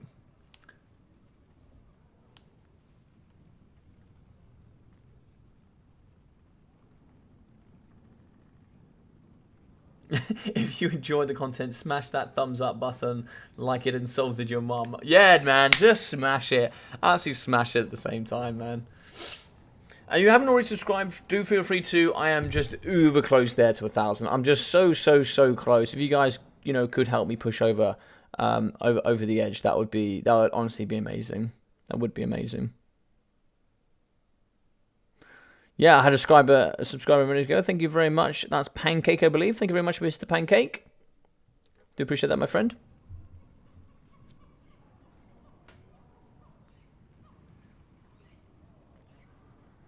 Yeah, Manus got, I think about 3/4 of the way through, he was at 3.1k value. I'm going to go back through that video and see what his actual value was at the end there. But my God, Manus came through. Yeah, Beastman is a strong pick here.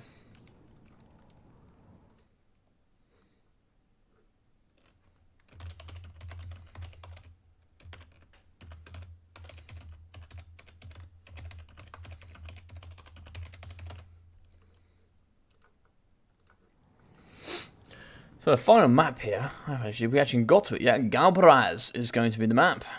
Let's see if we can find it on the G. Galbaraz, map set.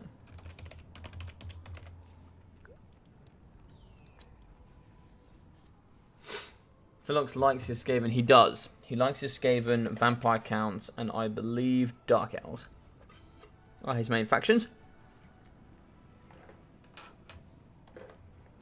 He does indeed.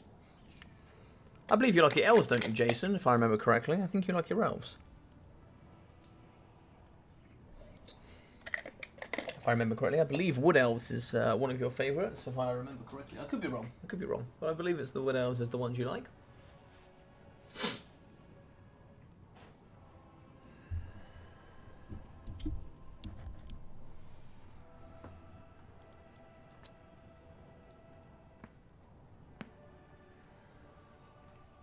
What a great semi-final we're having here between these two. Certainly putting on a performance from both sides.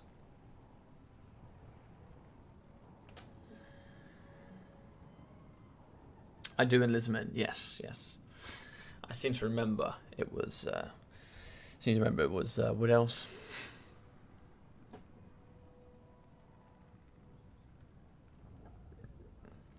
Yeah, Manners came through and absolutely chomped the living daylights out of the myth and the legend. Oh.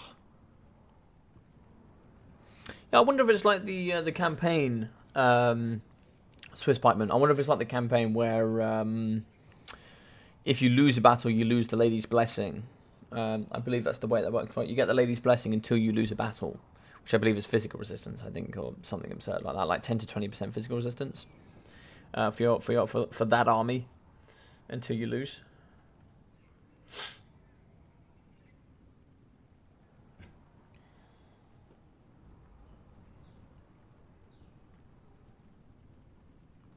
This is going to be an interesting one. I do think this is quite heavily Beastmen favoured into Skaven.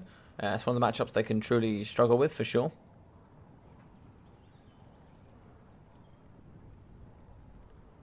See what you guys think.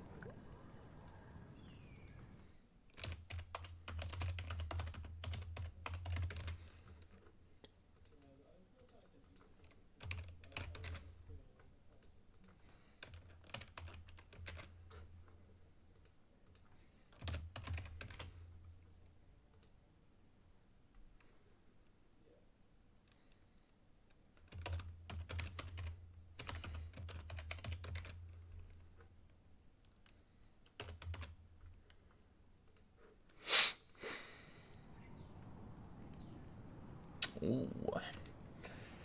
Felix is ready. I'm ready. Are you ready? That's the question. Let's get it on.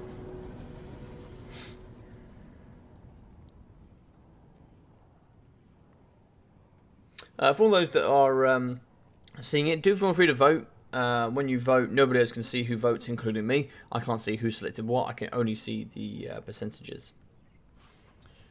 I can only see the percentages.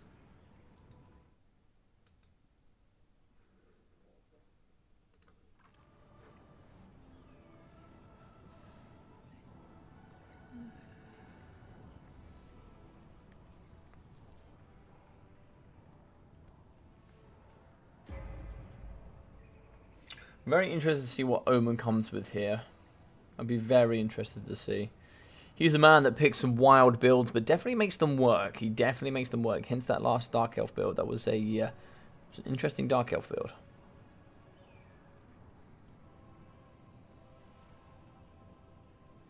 I think if you caught that healing caster a little bit earlier on, I think the game would have been way more into the Dark Elf favor. But you know, I think it's a pretty strong way to play it. You know, going with the Cold One Dread Knights, the Cold One Spear Riders is of course strong as well. Both ready. Let's get it underway. Let's get it underway. All right. So the majority of you so far thinking it favors Beastmen. That's quite interesting.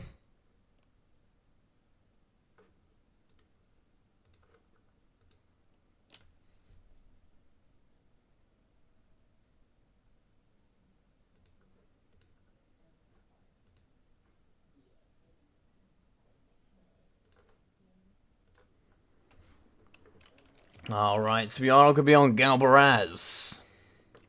Let's get it going. It's corn favoured. Everything's corn favoured. Everything, Captain Morgan, everything's corn favoured. Alright, so Centaurs in the middle here. How many have we got indeed? 2 Centaurs mixing in with 4 units of the Chaos Spawn. Very nice picks there. I like that. Bray Shaman the Beast, mixing in the transformation for Gadon, the Wilson's Wild Form, and Wild Heart. Here as well in the back with Kazrak One Eye. Interesting there on the Chariot with the Scourge, Deadly Onslaught, and the Dark Mail. Also in the front here, we are going to have Ungor's Gorehead Shield, Centaur. We already went through the Centaurs, but Ungor Spearmen, Ungor Spearmen, Ungor Spearmen, and some dotted Ungor Raiders. Ungor Raiders, probably not too much here. I mean, I'm not really sure what they're going to shoot at. Yeah, I don't think the Ungor Raiders are good here. I think actually you just scrap the Ungor Raiders, and you probably just drop both of those and just go with probably 2 units of the... yeah, you probably just go with 2 units of the Centaurs. Just with the Ungor Raiders, like, you want them shooting against like lightly armoured range, but Poisonman Globes have 100 armour. Poisonman Mortars have 70. Alright, so for the Skaven, mixing in here with a bucket of Skaven slaves. Spears with the Clan Rats as well here, dotted in the back, coming in with some Wolf Rat Poisons. Moving in with 1, 2 Rat Ogres. Make that 3, make that 4. Also in the front, we are going to have a Plague... so we are going to have a Plague Master. Sorry, Pack Master. Running with a pack. And that's it. That's it. We are going to have the Pit Fighters of Hell's Deep as well for the Berserk Mechanic. The Gracie and Plague here with Arcane Conduit, Vermintide, the Dreaded 13th, Scorch, Plague Rash, and the Wall of Unholy Sound. Very interesting. I really like this build. This is a very prepared build here. It's going to be interesting to see how they deal with this. It's going to be interesting to see how the Chaos Spawn trade up against the Pit Fighters. They pay for AP, whilst the Chaos Spawn do not. Do they have poison? They do have poison. Let's do this. Let's do this. Want to see globes. You want to see some globadiers get in there, do you? Look at the boys. Look at the boys. They're in here. They're ready to go. Look at their little sacks. Ready here with the little bombs over the top. They're ready to get in and do the yes, yes madness. Here with the poison in the front. Look at this Rat Ogre on the back just doing absolute madness with the bell. Whilst he's on the top being an absolute lunatic. I love it.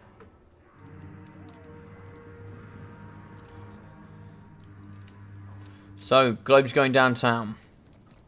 Going to be firing over the top, arcing down straight into the front line infantry. Going to be destroying the Goreherds. Goreherds is not what I'd have on the front line. I would definitely would have put my Ungors in the front. They're going to be destroying a very valuable unit of Goreherds in the front. Goreherds going to be coming through here, going to punch into that front line straight away. We've got some Ungor spears and some more Ungors at the us Goreherds actually, but yeah. Probably actually want to get these Ungor Raiders into combat. Like, having them shoot is just not going to be helpful.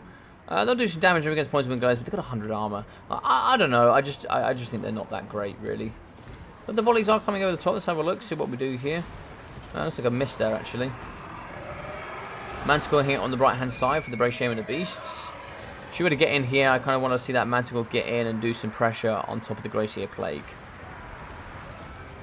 Chaos Spawn a little bit far behind. I want to get those in a little bit more. I want to get these straight in the pocket here with the Chaos Spawn. They need to be thumping hard up against the Pit Fighters of Hell's Deep. Charging up against the Rat Ogres. They do not have immunity to psychology, so they are going to struggle here in the middle. Charging right into the fate of Kazrak One Eye. Wolfrat's poisons are going to be in the back, shutting him down as well with the Packmaster. We need something here to help him out. We need something here to help him out with that Packmaster. Globes in the sky, they're going to be shooting over the top. We can see some tactical reserves there from the Chaos Spawn. Chaos Spawn need to get in the back immediately. There's some more here, and some units coming around the corner. Kazrak's returning back to the battlefield. And looking at that, Manticore is going to be getting thumped upon here. Ratover is mixing in with Clan Rat Spears and the Plague Pack. We actually want to put some pressure on the Glacier Plague. Explosion spell in the middle here on top of the Ungor Spearmen. We're now going to come in with some of the Storm Vermin Halberds on top of the Brave Shaman of the Beasts. Where is Kazrak? Kazrak's in the middle. We want to get Kazrak in the pocket and doing some work here. Torrance is normally quite a nice pick. He would have deleted the Packmaster here with his fire damage. In the front here, we are going to be having Scourge and Deadly Onslaught popped. Try and see if we can fight here up against the Packmaster. Pit Fighters of Helldeep are going to be surrounding Kazrak. We are going to move in here with the Ungors. In the back, though, we are going to have 2 units of the Chaos Spawn. Chaos Spawn need to get in the back here. They need to get in the back and start shutting down these Poison Wind mortars. Chaos Spawns are now also after the Glacier Plague, but he has 100 armor, so it could be a lot to try and shut him down. His mechanics as well make him very difficult to pin in. We have quite a few infantry units here in the back that need to return. There's some more infantry out here as well that needs to return. Well, a lovely defense so far in from the Skaven. It is going to be in the Skaven favour, but not too great just of yet. We are going to break the Packmaster. Now, he's running away. He is going to regen, which is a bit of a shame. But we don't really have anything to chase him off. We could get the Centaurs over here to chase him. In the middle, the Pit Fighters of Helldeeps are going to rampage in that Berserk mechanic. Over here, it looks like we are going to have the double Rat Ogres fighting here up against the Chaos Spawn. In with a second unit of Chaos Spawn and Kazrak One Eye as we fight here, trying to see what we can delete. Here in the middle, there's not really too much shutting down the Glacier Plague. We still haven't shut down in the back here up against these infantry range units of the Poison Winds and the Globes. We're now going to be shutting down the Globe units in the back, and that's where you're going to see a lot of balance of power changing here. There's more units here in the back as well to shut down. I haven't seen a second Manticore summon yet from the Brave Shaman of Beasts. Manticore summon here that could really thump in and put some pressure on top of the Lord would be good. We are now going to move in with Kazrak. Kazrak's going to be slamming here into the Lord. Don't want to get caught by Storm Vermin Halberds though. You need to get out of there. Don't really want to be getting caught by that. So we did get a return here with the Packmaster, and he's going to regen, and he's just going to get more powerful over time. You had to kind of chase him off there, unfortunately. Poison going downtown on top of Kazrak. We do get a second Manticore summon in. Second Manticore summon is going to come. I wouldn't mind seeing him actually going over the back and getting on top of these Poison Wind Globes. One Chaos Spawn fighting here up against the Pit Fighters is now going to drop. Because if you drop him straight on top of the Lord here, he's got the Storm Vermin right next door to do that great work. And then here we do see the Brave Shaman just kind of cycling through. Kind of need him fighting as much as possible here. You can see the Storm Vermin are coming out. We've seen both Storm Vermin though so far. Don't really want to engage this combat. Might as well wait until the Storm Vermin have despawned. In the back, the Manticore is going to be taking on the Pit Fighters. They do have ITP there with Frenzy. That's not going to stay forever. Rat Ogre's moving over. Unholy Clamour. And more Poison Winds in the back are going to be shooting in. We've still got 2 units of range on board. It's looking pretty dire so far here from... Oh, that's a bit of a waste of a bit of a miss from Mana there. Missing on the Tentacles, but we are going to charge in with those. Nice weird charge here up against the Clan Rat Spears. In the middle, we are going to be wavering here with Kazrak, getting big punches with the Rat Ogres. He doesn't want to be fighting Rat Ogres. He needs to get out of there. That's going to hurt a lot. I think actually going with the Doom Ball here, going in with Torox would have been quite nice to fight up against the Gracia. But, you know, at the same time, you know, Kazrak can also do the dumping. Pit Fighters moving back in. We get the summon of the Clan Rats as well. But I think here that's going to be all she wrote. We are going to be losing the Brochammer very quickly if we're not careful. Kazrak needs to cycle out and then find a way back in the pocket. Can we break these Rat Ogres maybe? You need to start breaking Rat Ogres because they're going to start surrounding your force and just beating the living daylights out of your chariots. Warson's Wildform goes down as we do challenge here. It's going to give him extra armor up to 130. That's going to be army losses. GG's and well played here for Son of the Mountains Philox. Nice stuff. Lovely dreaded 13th spell. Yeah, indeed. Yeah, the score is 1-1. It's now going to be 2-1.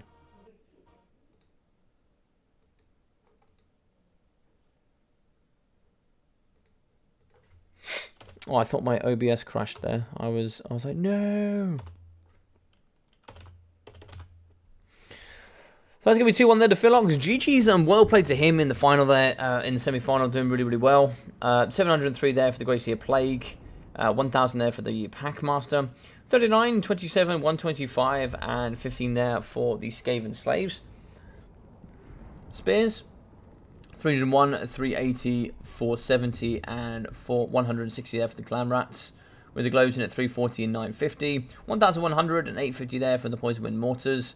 With 488 for the Poison Warhounds. With 150, 750, 700, and 1,600 for the Pit Fighters of Hell's Deep. So yeah, the Rat Ogres coming in at just some huge obscene value, which is really nice. The only way you could have kind of utilised the Ungol Raiders was to maybe shoot those. Yeah, you see 92, 92, and 170. Interesting pick. I can see why you brought them. I just, I'm not too sure. 1.7 in for Kazrak, with 880 for the Braceshaman the Beasts. 0 there for the Ungol Spearmen. 340, 73, 61. 101 there for the Goreherds. With 120 there for the other Goreherds, and 40. Tentacles 1.6 and 460. With 700, 630, 900, and 280. I think Chaos Spawn. So if you brought, let's say we drop the Ungol Raiders, we drop all 3 Ungol Raiders, we drop the Spears as well. I think you probably go a couple of extra Tentacles and maybe just some, maybe come in with the Destroyers of Drakwold or something like that would be quite nice. I think Torox is going to be a bit of a better choice than Kazrak as well, in my personal opinion.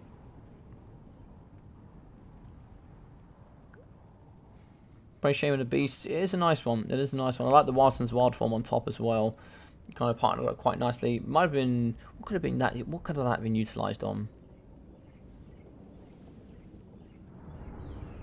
Maybe the Sentinels. Not too sure where Warson's Wild Form could be used. Yeah, you could definitely use it on the Goreherds for sure. Yeah, interesting. Interesting. But thank you very much for playing, Mr. Omen. It was lovely to have you on stream. You played very strongly, indeed. GG's well played. Have faith in the Horned Rats, indeed. Have faith. Welcome to the finals. Arcadia to start. So...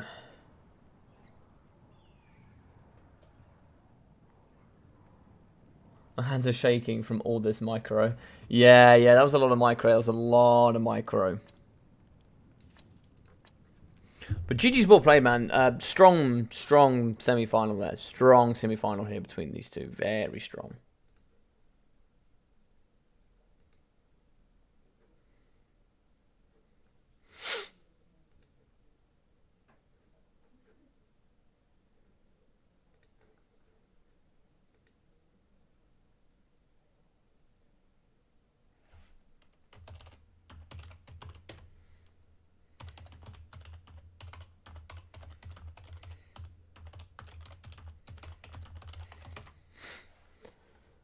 Alright, so GG's there.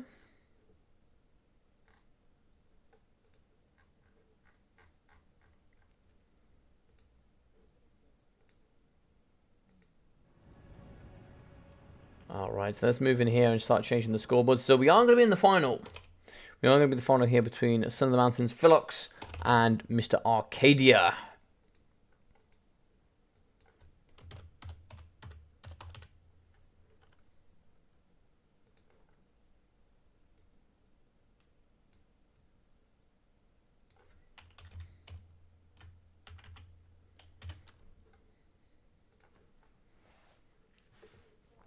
Alright, so two strong champions here.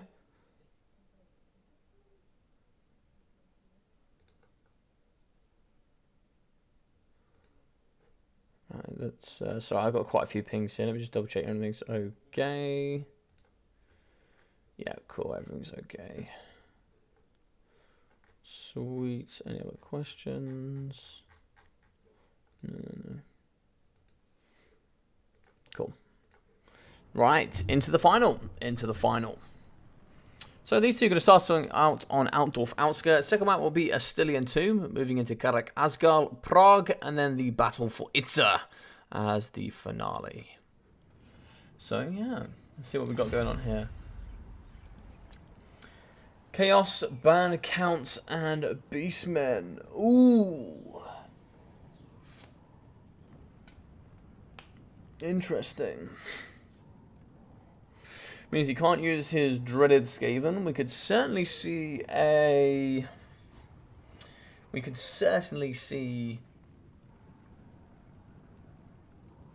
Bretonia pick here.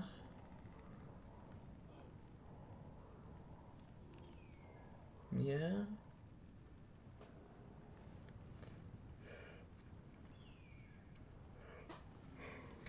Beastmen ban makes sense as well. I like to use Chaos into Beastmen. Like a bit of a counter, but yeah. The current stage of the meta the game's in, I think Chaos is quite well against a lot of factions.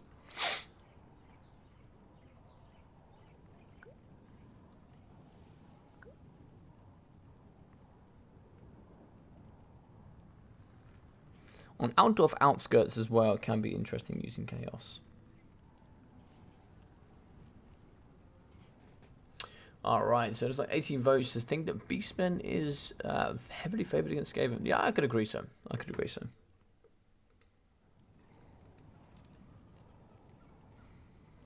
We're going to get here out of Philox.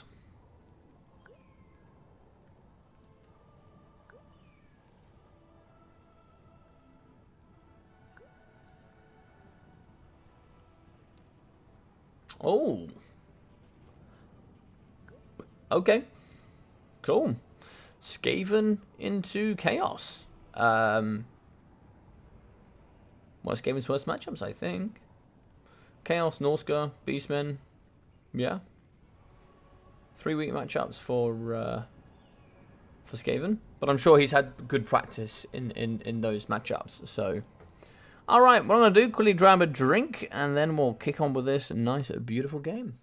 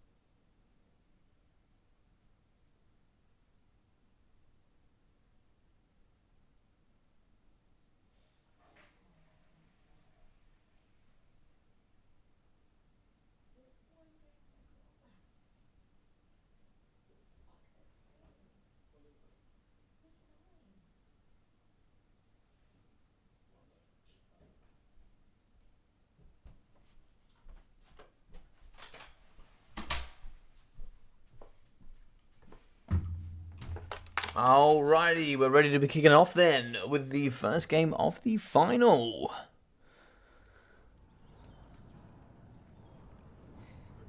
So I think this is a particularly tough one because Chaos have a very, very good cost-efficient infantry in with their Marauders.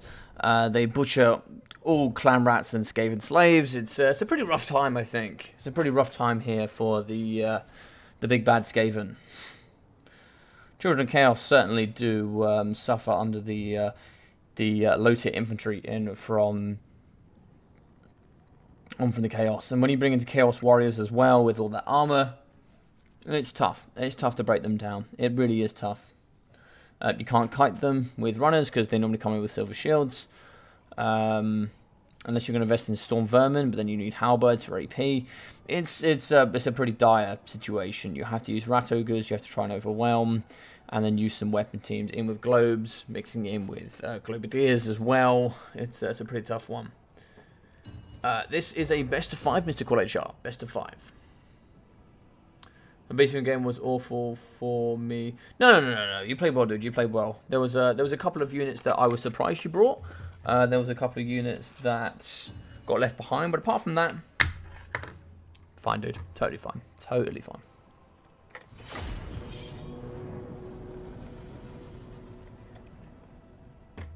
But yes, I have seen you play very, very strong. But I've certainly seen you play better than that, but that was still a great performance. So, but we all have our days. We all have our days. Me included. Me included.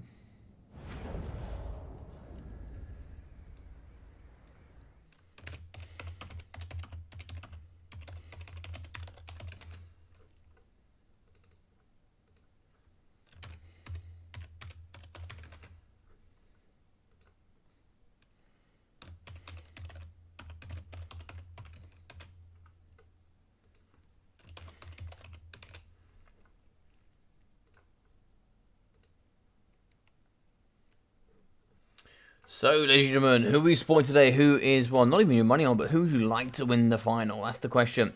That's what's coming up here down. So, we are going to be having the Chaos Sorcerer of Metal here with just the final transportation in from Arcadia. He's also going to have the Chaos Sorcerer of Fire on a Manticore in the sky with the Fireball, Burning Head, and no Kindle Flame. Ooh, Arcadia. I ought to slap your wrist. Alright, moving in with the Marauder Horseman here in the back. 3 units. Also here with the triple Chaos Warhounds as well for a bit of cleanup. 1 here with the Poison. Chaos Spawn, 1, 2, 3, 4 units of Chaos Spawn. Mixing in here with Prince Sigvold the Magnificent. He can be great, but of course he can be dueled very hard here. Auric Armor and Slippery. Nice there. I like to see the trade out there from Slippery against the rather more expensive melee defense. The melee defense there with speed is a lot longer. Marauders, and some more Marauders. Should be interesting. Maybe Burning Head is just, maybe the Kindle Flame's not too necessarily needed against this army. So, over here in the back corner, what is this? 2 of the doggos? 2 of the doggos. Nice. So, for the front line, we are going to be mixing in here with Skaven Slaves. A bucket of those. Moving in with the Clan Rat Spears here in from behind. Bucket of the Clan Rats. Skaven Slaves in on the flanks as well. The Natty Bobo Sharpshooters moving in with the Avalanche Mortars. Here as well with the Rat Ogres. 1, 2, 3, and 4, including the Pit Fighters of Hell's Deep. So we are going to have the Plague Priest as well here with Vermintide for the summons. 3 to 13 for the summon and the Explosion. Unholy Karma, Scorch, Plague Crash, and the Wall of Unholy Sound.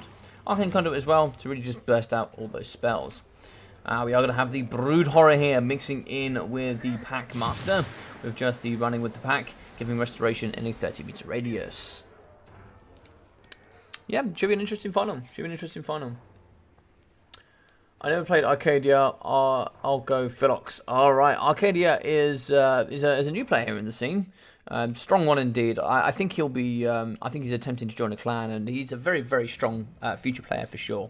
A couple of things to learn here and there on a few certain items, but the builds he brings are very strong. Yeah, he's a strong player.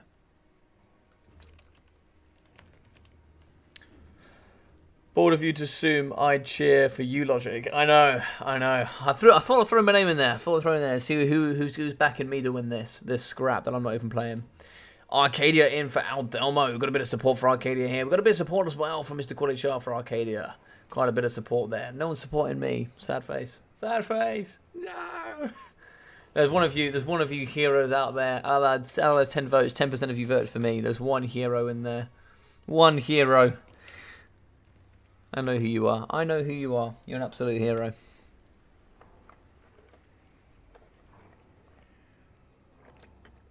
Alright, so moving forward. Good luck, have fun there from Felix and Arcadia. Really like to see the sportsmanship here between both of these. And there's winning with honour and losing with honour. You know, it's always a big thing here in the community. It's very hard when you lose sometimes, but, you know, losing like a champion makes you a champion for sure. It's not always the easiest way to... losing is certainly not easy at times. Sigval getting shot here in the front, and we see the avalanche mortars. Look at those purple, just balls of death here in front. They're going to be spraying on Sigval. Okay. Now, if we can delete this infantry here, the Chaos Marauders, we should be able to get some spears here on the Chaos Spawn and do the get the children here to the spears that is needed. Oh, Burning Head coming down the line here. That's going to be on the Poison Globes. They have 100 armor. That's not going to do too much, sadly. Burning Head at the moment on the back is going to catch here in the Gracia Plague and kind of not do too much here on the infantry. Certainly wanted to see that for these Skaven Slave Spears in the front here. Certainly wanted to whittle down some of these numbers. It is going to go in the back, and sadly that Burning Head, as you can see, kind of went through the middle of the force and missed everything. That's really unfortunate, considering it was meant to come down this line. And the front getting decimated of the Chaos Marauders. Doggos are in though. Rat Ogres counter punch here, and they'll break these very quickly. They'll break these like so quickly. Fair in with just a big punch and damage. They're going to go down uber quick. That was a bit of a miscalculation there in from Arcadia.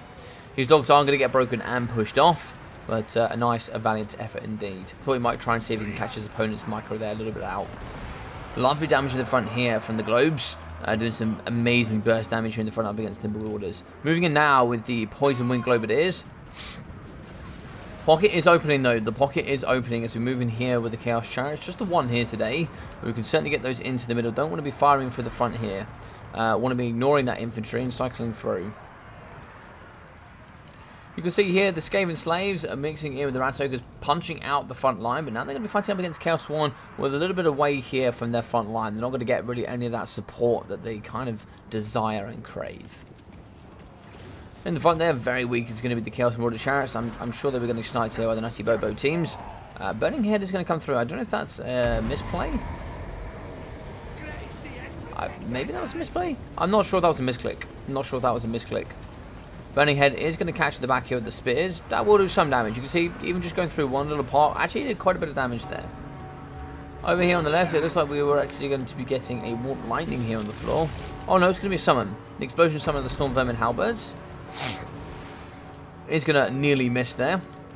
Over top, looks like we have the Chaos Spawn in. They're going to be thumping quite hard against the Poison Mortars. And now coming in with the Manticore. He didn't come after the Natty Bobos. Interesting. He's now in the Natty Bobos. Natty Bobos could get terrified. They do not have immune to psychology. In the middle here, the Chaos Chariots are getting thumped down by the Armor Piercing Rat Ogres. Unholy Clamour in as well, given that leadership and vigor bonus. You need to move back in here more with the Marauders. I need to get these horsemen in and around the back. They need to get in and around the back. The pocket is super wide and open here at the backside. But it's like we are moving in with some dogs as well. So actually perhaps that is fine as well. Dogs are going to come in. They're going to start chomping here on the Natty Bobos. And so they should. Looks like here the Chaos Sorcerer of Fire just going to be dumping here on some of the Rat Ogres. But now we're going to be moving in with the Pack Master. He's going to do some good damage here up against the Sorcerer of Fire. Sorcerer of Fire is going to be breaking him. Going down to negative 33 leadership. Rat Ogres come in, but they're going to get instantly terrified here from the Brood Horror. Over the side, we are going to be cycling through the infantry here with the Gracia Plague. His attack animations are just awful to fight. But in comes the big Siggy. Siggy's going to be fighting very hard here in the front. He's going to be just whipping a nay-nay here on the front of the Plague Priest. Well, actually, it looks like he's kind of doing it to Sigvald, actually. No, looks like he's going to get away here. He's going to get away. He's going to pull out. Sigvald kind of just lets him go here, unfortunately. In the middle, we do see the Marauders fighting up against some Spearmen. They'll win there. And looks like we are going to get the Avalanche Mortars back online. Avalanche Mortars firing into kind of this little pool here. Yes. I'm not the only one that's seen that. That there is going to be disgusting damage. Disgusting damage. The armor-piercing explosions here at the front is just vile amounts of damage here coming in from the Avalanche Mortars. It is honestly vile. Now, what? Oh my god, Sigvold gets run over here by the Grey Plague. Moving in with the spawn to try and see if we can kind of blockade it with a bit of mass. Looks like that's not going to happen. The mass here of these bells are just ridiculous. But here in the back, oh, we are actually going to get a transmutation here. Overcast as well. So nice final transmutation in the back. Doing some good damage here up against a lot of the infantry as well. Overcast final transportation is very strong. Big slap coming in from Prince Sigvold here, really doing the good dumpstering here on the Grey Plague. A summon here of the Storm Vermin. Trying to see if we can pin in Prince Sigvold. That'll do some great AP damage as well, fighting here up against the big man. Great AP damage for the summon. They'll also be fresh as well. And they'll be able to kind of rip apart the man here with his armor. But he does have 60 melee defense. They've only got 30 melee attack. So they're going to be rolling, you know, pretty low there, about 5% hit chance. But which will max out at 8. So in the middle, the Chaos Sorcerer Metal is going to be fighting here. He's going to be on foot just with the final transportation, fighting here up against Spearmen and all the like. In the back, though, very low is going to be the Grey Plague. Arcane Conduit, 35 leadership for him for 600 health is quite a bit actually. Sigvold does get away, but Sigvold just needs to come finish off this Lord. You finish off this Lord, I think you win here as the Chaos. Right, so are returning. We do actually have some of the throwing javelins here from the Marauder Horsemen. They should be able to do some nice work here up against the Rat Ogres. Yeah, it looks like it's going to be negative leadership there, -6. Kind of flipping between -8 and 6. Damage coming over the top should be able to break them, but it's hard to say. We're going to get a Scorch there in the back up against the Chaos Marauders. Doggos in the back, taking down some of the Clan Rats and the Skaven Slaves. Looks like the summons are going to be thumping here into Prince Sigvold. Balance Power does show favour of the Skaven, but I think that is also going to be kind of influenced there by the Storm Vermin. I think at this moment, there's just not enough to take down Sigvold. I think Sigvold at this point just kind of slaps everything. Anything that could take down Sigvold is dead. And there's just not enough infantry to do it, I don't think. We've got one unit of Rat Ogres. Poison Wind Globes over the top. Well, not even Poison Wind, the Avalanche Mortars shooting downtown here on top of the Marauder Horsemen. Yeah, doing some pretty nice damage over there in the back. That's going to certainly send off that cavalry. But here we are going to have Sigvold 40 speed up against 44. If he uses his Slippery, which he does, giving him 50 speed, he can't sit in here for 50 speed and, you know, use that, unfortunately, and not chase the Grey Seer. I smell failure! I smell failure. And once we get in with that charge bonus as well, 45 charge bonus is absolutely flipping absurd. Nice summon in the back there of the Clan Rats. That is really going to bolster in here with the big man Sigvold. That's going to slow him down. That is going to push away Slippery, and now he's down to only 40 speed. Avalanche Mortars are coming in. We have actually shattered there with the Chaos Sorcerer of Metal. We can run away with the Grey Plague all we like. Looks like he's going to get mismicroed there, and that is probably going to be a catch. Arcane Conduit does get popped. Trying to get a little bit more mana here. Sigvold is coming into charge range now. Now, he's going to have perfect vigor, so he will be fresh, and that's going to be a slap and a victory there, I think. Yep, that's going to be slap. That should be -5 there. He's going to get... Oh, Rat Ogres are in, though. Rat Ogres are in. This is a bunch of infantry in here. That's very interesting. More Rat Ogres in. His leadership is wavering here.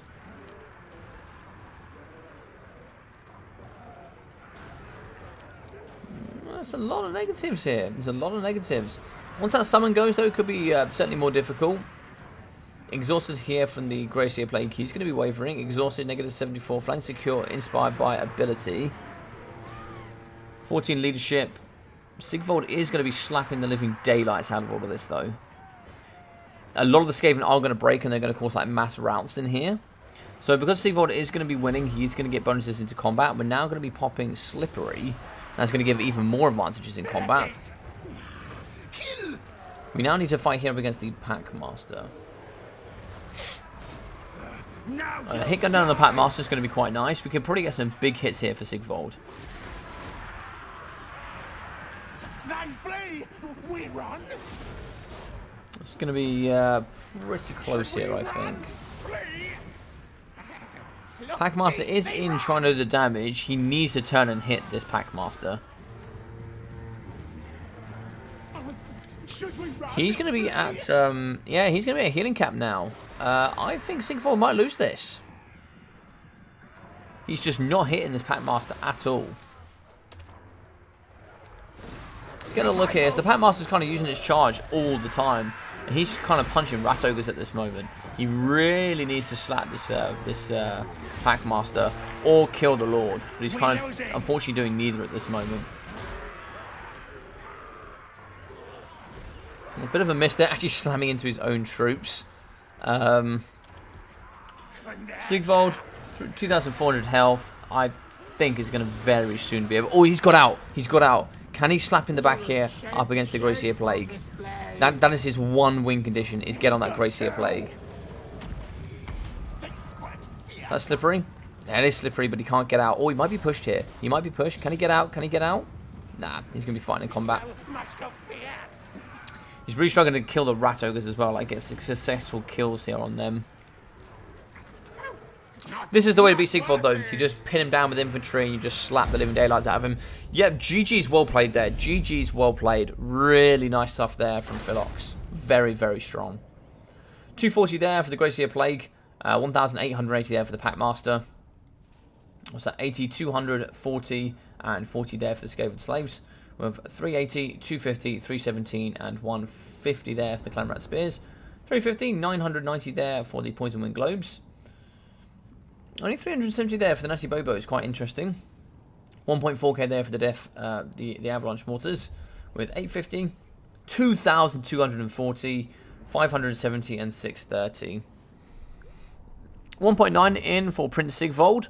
With 860 there for the Chaos Sorcerer of Metal, with 650 there for the Sorcerer of Fire. Was it worth the double caster, I wonder? Was it worth the double caster? Not sure, not sure.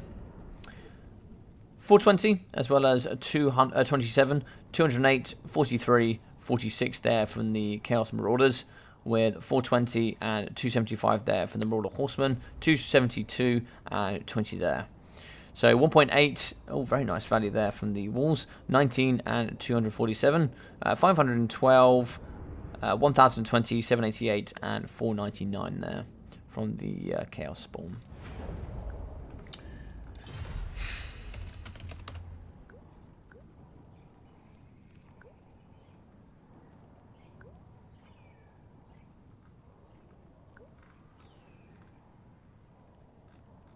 Yeah, that was a tough game. Very, very tough game.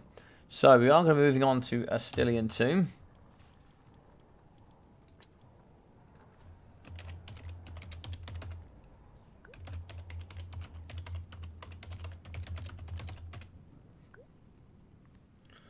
Oh, Captain Bond, you missed the Sigfold dying as he lived. Yes, indeed. Hey, Farfossil, how you doing, man? How you doing? Pete, you couldn't participate. Yeah, man, it's a shame you couldn't play today. If Acadia is looking for a clan, I believe Murphalov and the boys from Clanless are accepting new members. Yeah, there's a lot of clan accepting members. Oh, it looks like Arcadia has actually just joined the RTK group. Oh, nice. Congratulations, I'll be the first to say it. Congratulations, Arcadia. Looks like he actually has joined RTK. Officially. I don't know about you all, but I'm Clan Logic. I appreciate that. Clan Logic for life, baby.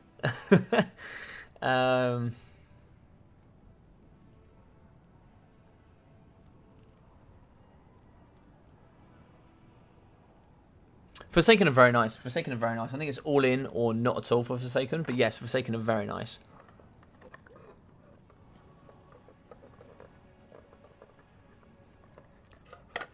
Spawn are also good because they're unbreakable. But they do lose to Rat Ogres.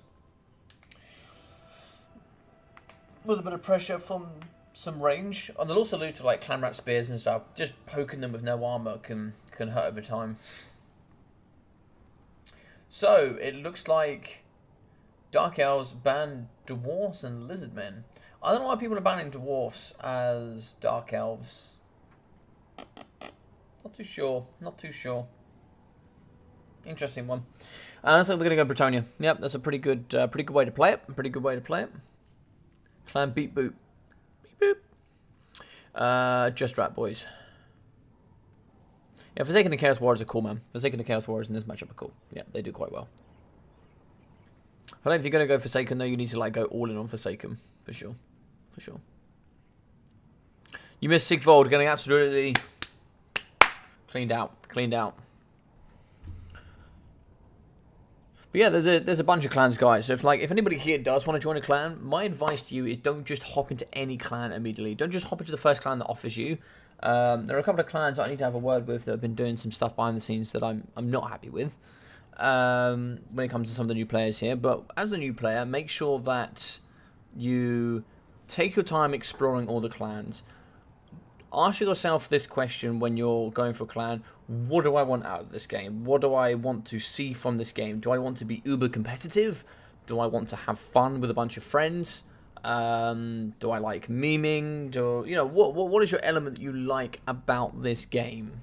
And also work out a little bit about the clans. Like if you're with ODM, extremely highly competitive, quite heavily French as well. RTK, very competitive clan, a worldwide kind of group collective in there as well. VM, heavily Russian, very competitive. You're also going to have XMT, also highly competitive, but also they do work on the extreme meme team.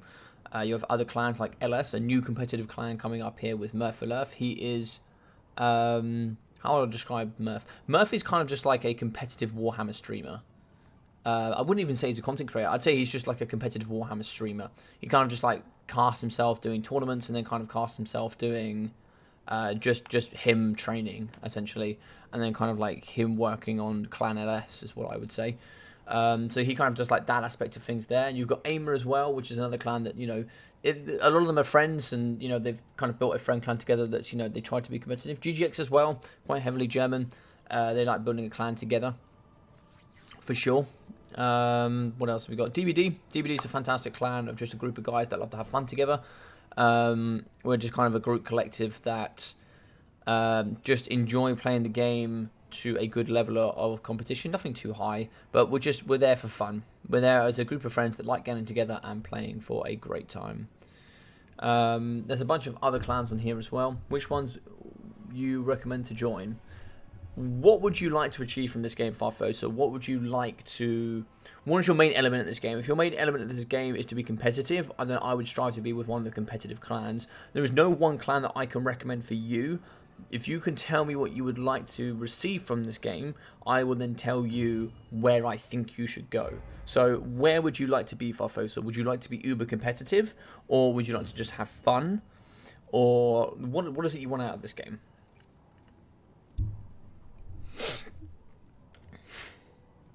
There's other clans as well that I can recommend. There's some other ones with CC3. What else have we got here? There's also the SBQR clan as well, but they've kind of dipped a little bit away from Warhammer at this moment. Yeah, I'm sure there's some more that I'm missing as well, for sure. Yeah. I'm sure there's some more that I'm missing, but there's definitely a great group of awesome clans out there for you guys to join if you wanted to.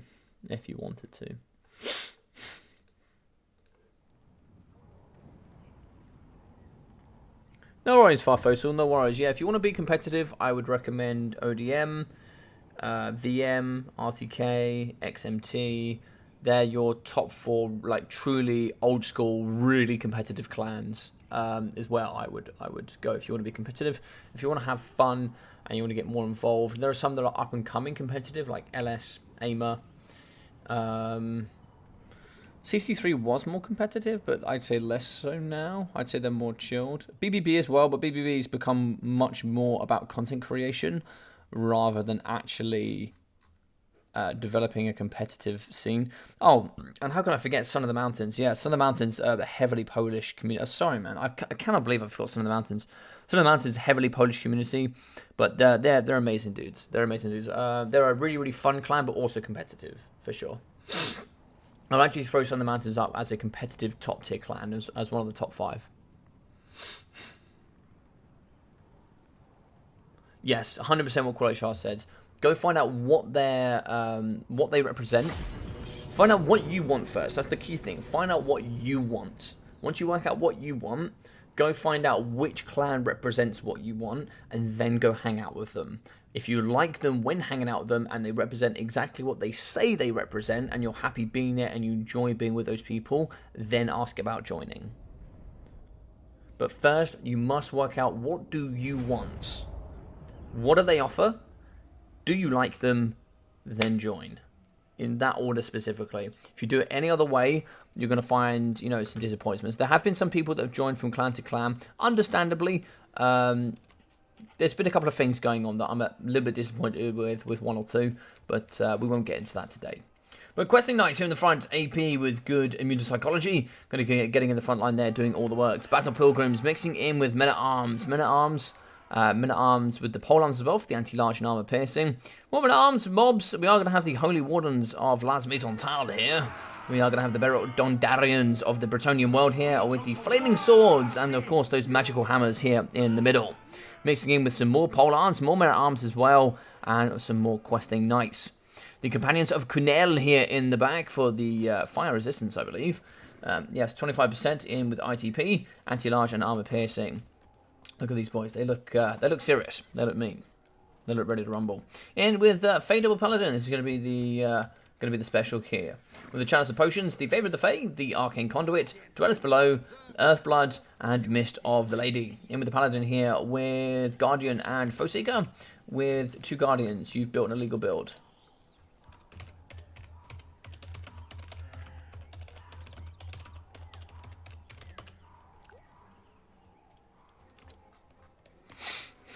Alright, so we are also going to have a Field Trebuchet in the back with the Peasant Bowman here. 1, 2, 3, 4, 5 Peasant Bowmen.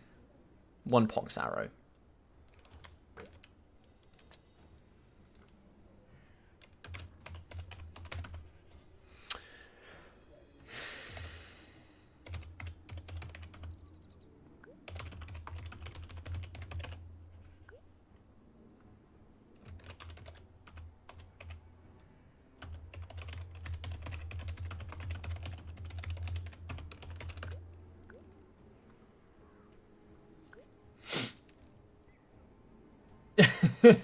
That's alright, dude.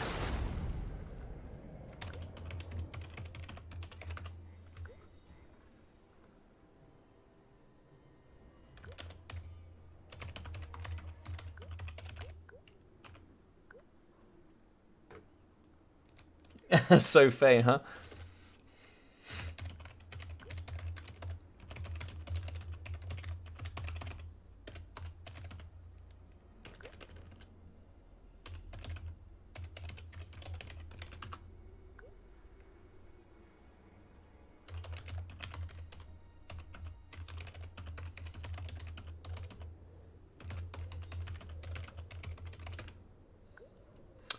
I'm Polish, based in Ireland still. Well, Farfosa, what I would recommend, 100% for you, 100%. I'm really, really good friends with Grombrindle. He's a really nice guy, and he's got Philox is from Son of the Mountains as well. Really nice dude. I would recommend for you to go have a chat with Son of the Mountains. They're a really, really fun clan. Of course, Son of the Mountains, they love their dwarfs, but they're a really friendly clan. They are strong, competitive, and they also like to have a good laugh as well. And you actually, unfortunately, Fast Fossil just missed the Polish Championships that myself and Turing cast. But Son of the Mountains is where I would start for you. Is where I would probably go. That's where I would recommend for you, my friend. Yeah, for sure.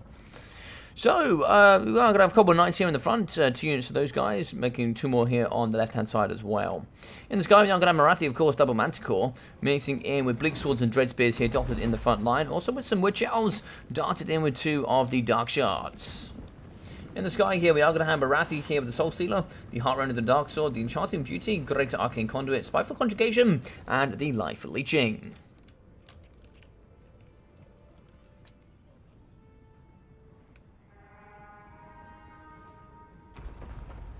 Alright, let's go. Shooting in the front line here, up against the Bleak Swords. Silver Shields ready to go. Hey, Ben the Barman. It should be no big deal unless the bug activates. That's true, Ben the Barman. How you doing, my friend? Hope you're doing well today. Hope you're having a great day. Haven't seen you here in quite a while. How's things been? How's things been? Shots on the front here because the men at arms. 30 armor for them, no shields, of course, so they are going to get hit pretty hard here by the Dark Shards. Now, we are going to see fine down line. We are going to see the field trebuchets coming after the ladies. A couple of screams there in the background, just kind of letting us know they're not having a great time.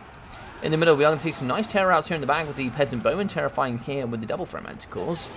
Doing some quite nice work here with the Marathi, with the Enchanting Beauty there, and the Heart Rend and the Dark Sword, really nuking all of those stats. So it looks like here on the left-hand side, Dreadspear is going to be fighting up against the Peasant Mobs. Peasant Mobs will lose pretty quickly here, especially up against the Bleak Swords for sure. But it looks like the Fae is going to be moving over here to the right-hand side. Fae needs to get in the back and start dealing with the Marathi Double Manticore, or it needs to really kind of come help bolster the front line. At the moment, she's not really doing either, unfortunately. Looks like Soulseer does get popped. We are going to be catching the Companions of Kunel, mixing in with the Double Paladins and also the lady herself in that mixture. But we are going to be getting caught here. Philox has lost Marathi here in this middle pocket. Is she going to be able to get out 105 speed for her? Is it going to be enough though? Faye is in the backside. She's going to be waving here with Marathi. If Marathi goes down, this is pretty much an insta-loss here coming in for the Dark Elves. She is going to break. She's not going to get out here. Looks like Earthblood does get popped. Now, she doesn't have any level of terror either. So she's not going to be able to terror out some of these units, and they're not really low enough to terror out either. So as long as we just keep an eye here, I can't see any physical resistance buffs going off here. Marathi does fall, and that is goddamn huge for the Dark Elves. Now, luckily they are butchering this front line. There's a lot of units here in the back that really need to get through. They really need to be microed here and get round onto the top side. Companions in the middle here, they're going to be moving down to the front line, trying to see if they can karate chop here up against the Cold War Knights, trying to get some of that armor-piercing and heavily armored cavalry out of here. But the Companions are some of the most, or if not some of the best cavalry in the game. Coming in 1.6k, these things karate chop most things into oblivion. Over here on the left-hand side, the men-at-arms polearms, they uptrade so goddamn well here up against some of these Cold War Knights. In the middle here, so we are going to be getting the Murderous Prowess here. That's plus 15 leadership and great percentages to our melee attack, armor piercing, and all of his incoming missiles as well. Which delves in, if we can actually rampage the Fae Enchantress, we could see a Dubski here coming back more towards the favour of the Dark Elves. But, you know, one measly karate chop here on the Fae could rampage her and certainly bring her in with lower melee defense, etc. So we are going to rampage, favour the Fae coming in here on top of the Companions of Kunel, giving them 90 melee attack here to really thump up against these Cold War Knights. God damn it, 90 melee attack for Companions of Kunel is something absolutely violent. In the back here we can see some Bleak Swords just shredding here up against the field trebuchets. They have been shattered and that artillery piece is off the edge of the map. Manticore here, looks like we do have the chance of potions, just a near miss there on the Dark Shards. Dark Shards are going to be pouring over the top side. Here in the middle we can see the Fae moving in with the Double Paladins, both here getting physical resistance. The Quest of Knights, we're not seeing any bugs so far. I think for the majority the bug was fixed, as far as I can remember. But I think it's just banned anyway, because having both the Paladins with physical resistance with also the Fae is kind of low-key OP. In the back here, arm pole arms, looks like they're going to be charging down some of the Cold War Knights. But with the Companions so healthy, 24 models still online, they're going to... sorry, Companions have 28 models online. They're going to thump pretty hard here. In the middle, Bleak Swords here. Looks like double Manticores could do some good work here, but they kind of have no infantry support. If we had some of the polearms, if we had some of the Bleak Swords in, we could kind of mitigate a lot of the damage coming in. Looks like there was an overcast Earthblood coming down, a little bit of damage here on the lady herself. But of course here, it's going to heal there anyway with the 672. So in the back here, it looks like we are going to have polearms fighting up against the Cold War Knights. Trying to see if we can get away here with the Dark Shard. Shots coming over the top, so we are going to be spreading in just a lot of the cavalry here in the middle. Trying to see if we can take down some of the questing Knights and the Companions. So Companions down at 18 models, and that is going to be a puller. Okay, cool. Did Dowie get a big buff? I haven't played much since March. I'm way behind on the meta. No, what has been the bombing? Yes, they're, you're all good. Good, man. Hey, Zypher, how are we, my friend? How are we? I hope you're feeling better, Zypher. Hope you've recovered well. Yes, they got Thoric Ironbrow, who is just an insta buff. He has the Rune of Doom, which gives map wide plus 24 melee attack and fear to all Dowie on the map. It's absurd. I love it. I love it. Yes, they got a huge buff. I only saw today that Marauder has completely new spells. Yes, and he flies. And he flies, Ben the Barman. Yes. Yeah, but nice to get you back in for a couple of games. Actually, I think you've been away for a while. Actually, so it'd be nice to get you into. You know, if you want to get back on the old YouTube grind yourself, maybe you want to get back on and play maybe a best of 7 on the channel. Certainly something we could talk about in the future. But 780 in there for Marathi. She kind of got caught with the pants down there a little bit. You know, certainly her Slanesh got slammed there in the middle of all those companions of Quinel. She got herself caught up in the backside. 400, 430, 200, and it looks like 700 there for the Bleak Swords. Mixing in with 270 and 190 for the Dread Spears. 380 in for the Witch Elves with 730, 280 there for the Double Dark Shards. 645, 770, 550 and 444 there for the Cold One Knights, with 471 and 560 there for the Feral Manticores. 740 there for the Fae. She came in and did the Lady's Blessings and got 677 and 644 there for the Paladins. 112 there for the Peasant Mobs, punching over their weight, with 67, 66, 140 and 100 there for the Men-at-Arms. With 270, 920 there in for the Men-at-Arms Polearms. So good in this matchup.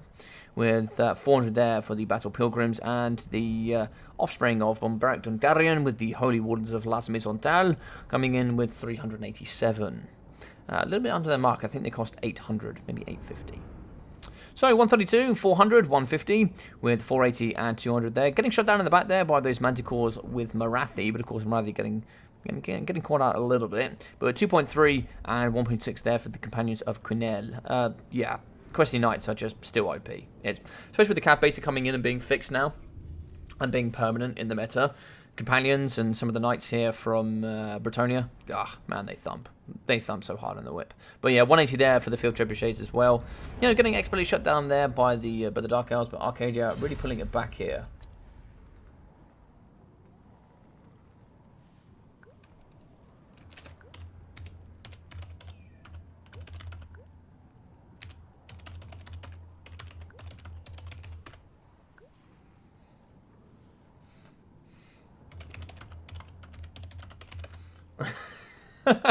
Alright. Yes, indeed, Eldomo. That's 1-1. I do apologise. I didn't update the scoreboard because I am a terrible caster. There we go. So 1 there, mixing in with 1 there for the scoreboard. Quite like these army compositions. They were quite decent indeed. Both sides had some great elements there. The Companions of Quinel actually are a really strong pick in this matchup, I think. Yeah, very strong. Very strong. Coming with the extra anti-large, because they already have armor piercing, but coming with the anti-large is really nice, especially with the bonus for stats as well, increasing the melee attack, because a lot of the heavily armored horsemen do struggle with their melee stats for sure. Yeah, so what a piece there. So we are going to have RTK Arcadia, who's now actually part of RTK, so welcome, my friend, to the RTK side of life. Nice to see you here doing all the strong stuff. And, you know, that's what I like to see. I like to see my players here from the Short Bid League. So for those that don't know, this is actually the Short Bid League, which is my specific league here that is designed for new players, and strictly new players to play up against other new players. So I didn't actually really delve too much into this. So if you want to become and play and join here as part of the Short Bid League, you have to come and talk to me, one of my admins, or one of the Short Bid managers. You play one of us. There's 7 of us in total. So 3 Thanes, myself. Oh, that's not right. 6 of us. 6 of us in total, with also some of the managers as well, which there's 2. You play against one of us, and we evaluate you. So we play a best of 3, and we mark you on 3 different skills. So we look at your build compositions, we look at your in-game micro, and then we're looking at your knowledge of the game. Like, for example, what sort of units are interacting, what spells are you using at what points. You know, we look at the whole round picture of how you are as a player and how we think you would stack up within our system. And the way it works is we have 5 different leagues. So we have the Urkra Miners at the bottom, then you move up to the Warrior to Dragonfire Pass, then from there you go to the Grumbling Guard, the Peak Gate Guard, and the North Grumbling Ironbreakers at the top. Now if you get to the top, and then you also get promoted yet again, you actually leave the Short Bid League and you join the wider society here, and you become a Longbeard, which we are actually making a Longbeard kind of season out of anyway, which will actually go into a wider tournament, as it were, as a bit of a reward for you guys, you know, just a little bit extra from me. And you play against us, we evaluate you, we put you in with a group with similar players of a similar ability, and then we have you playing there. there's been some more additions. RTK won us over not only with his skills, but also he's the finest voice around. And indeed, Aldamo, he does have he has a voice so smooth it melts chocolate. It's been known. It's been known. Yeah, we actually call him Smooth Cadia in the Logic Discord. So next time we are going to be going with Dark Elves band, Wood Elves and Bretonia. Yeah, pretty strong bands there, I think. Yeah, pretty strong bands indeed. We'll have to keep on top of these games here. Just make sure that we are in with the updates. Philok started with the Skaven, coming in with a win there. So quite nice from him. And then we, of course, had Dark Elves in from him here. Unfortunately, that win there did go to, well, in the fortunate case of Arcadia there with the Bretonia. I think Bretonia is a really nice counter to the Dark Elves. So Skaven actually losing to the Warriors of Chaos, which is, you know, yeah, a big dubski there for the Skaven. Big dubski. It's normally one of their more harder matchups. Most of the Chaos, Children of Chaos there, or the Chaos Undivided, normally do quite well up against the Children of Chaos, for sure. Come on, the lizards! Bring me some lizards! Bring me the old ones. Make them dance for us. Now, we are going to have Dark Elves here on the side of the big man from RTK. And what I really like to see here, I like to see the Shortbeards kind of getting promoted into these clans. You know, that's what I like to see. I like to see them getting picked up. I like to see them getting involved in kind of the elements in Warhammer here that they want to get involved in, for sure, for sure. GG's indeed, GG's indeed.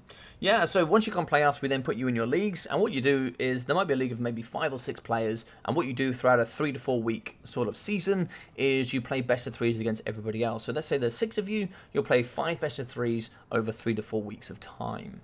And then they get kind of churned through, and the reason we kind of do this as well, or I should say the reason why I implemented this, is the way we do it kind of follows the same strategy here as the Warhammer World Championships, which gives you the ability to understand how to organise best of 3s, how to post those best of 3s, and it gets used to you guys playing best of 3s. This is what most tournaments use, and it helps you really expand your faction pool. So you can go, oh, I like these ones, and you start experimenting, and it really brings you in, and because it's a private element on my Discord, nobody else can see it, there's no stress.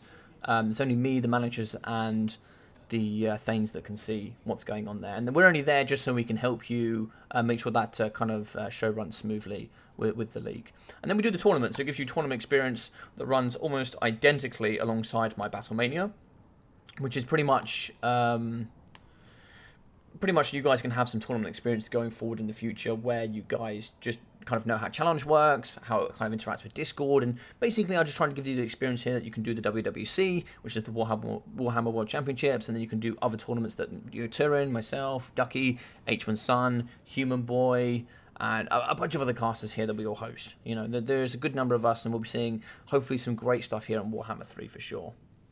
God, I have no idea how to get back into this game. Seems overwhelming. Must be terribly daunting for new players. Yeah, no, 100%, 100%. I'm really sorry that K-Cap. I don't speak. I think that's Russian. I'm sorry, I don't speak Russian. If that is Russian, I don't know what that says. But if anybody here can translate that, that would be really appreciated. Yeah, I don't know what to say to that. I don't know what that says, unfortunately. But yeah, Ben the Barman, if you want to, just hop onto the Discord, feel free. I'll leave you a little cheeky link if you want to join. Like, of course, there's no stress, of course. Yeah, if you want to come in and play a couple of games, and we can always get you here on live stream. Maybe come and play some games, or maybe get you back into the scene a little bit. I have a nice fun tournament coming this week. I will be doing a sub-faction only, so you pick one sub-faction, you play for it for the whole tournament, and it's also going to be an Ultra Funds, so it should be pretty fun. So you just bring a faction, use Ultra Funds, have a bit of fun with it, something different, something different than just the normal 1v1, with all the standard normal stuff. So yeah, it should be good fun. And you just bring one sub-faction for the whole tournament, and we have a good laugh with it. But if anybody wants to join the Discord, maybe likes the idea of the Short Bid League, maybe wants to get a little bit more involved here, feel free to do that. And as well here, what you can do is, come on the Discord, come get to learn some people, and if you want to think about looking for a clan, I also have a resources page here on the clan, on the Discord for all the clans. So, hey, welcome Ben the Barman, welcome. Down the bottom here, under self-promotion, you will find community resources. So there you will see, you'll see Anticity's Ladder, which is one I would recommend. You're able to see the Murph Turf, which is the home of LS. You better see the Roost as well for Felix. She's a lovely caster. Sun of the Mountains as well. Aimer, if you guys want to get hold of the Aimer Discord, get hold of TN, and then TN can certainly sort you out there. He'll be under the Longbeards. Neckbet has also left the PE clan. PE clan is just a super friendly, fun clan. They have some very strong competitive players in there, but they're kind of like a mates clan, as it were. Yeah, and then we have SBQR on there. We have the old Sun of the Mountains that I probably ought to delete that, actually. Let me delete that now when I think about it. We also have the Karak Discord, which is for all dwarf mains. We have Rubber Duck of War. We have the Filthy Rat Den from Human Boy. You know, go on there and go check out and find some. Go find the place for you guys that you want to call home. Oh, Knights of Kalador or you freeze. Could dominate if you use campaign units. So sadly we don't use campaign units here because they are really strong. What I might do as a rule is I might allow one campaign unit, but the problem is the Knights of Talk Avowed are just way overtuned. They are way overtuned, unfortunately.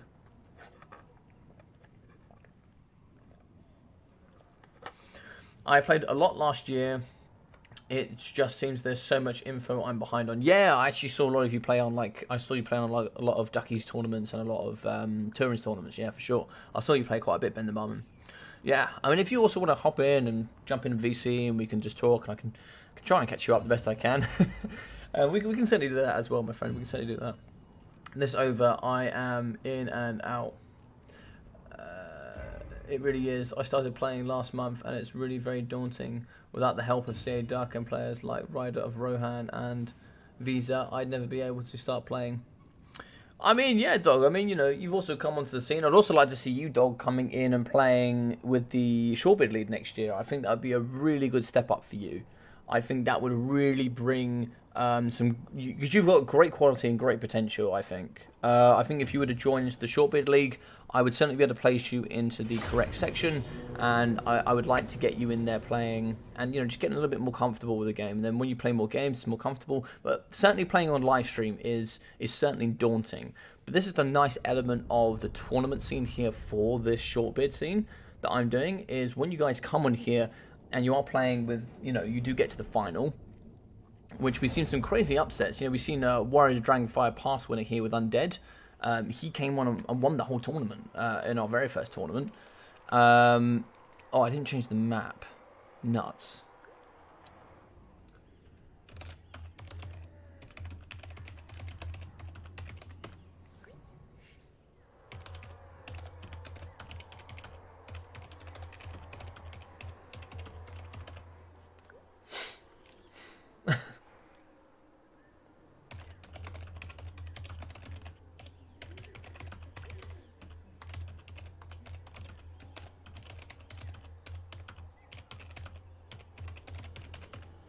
Oh, that was my bad. That was my bad.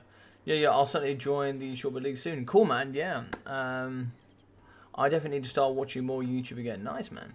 Yeah. You know, I know Ducky's still posting some good stuff. Rigo, same builds. Cool.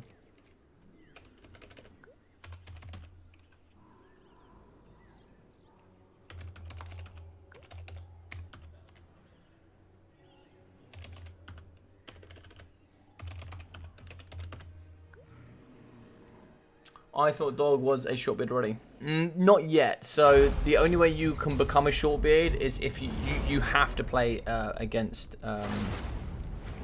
you have to play against me or one of the admins. So he's definitely, I think, a good player for the Shortbeard League for sure. So sorry guys, that was my bad on that front. We're on Karak Asgol.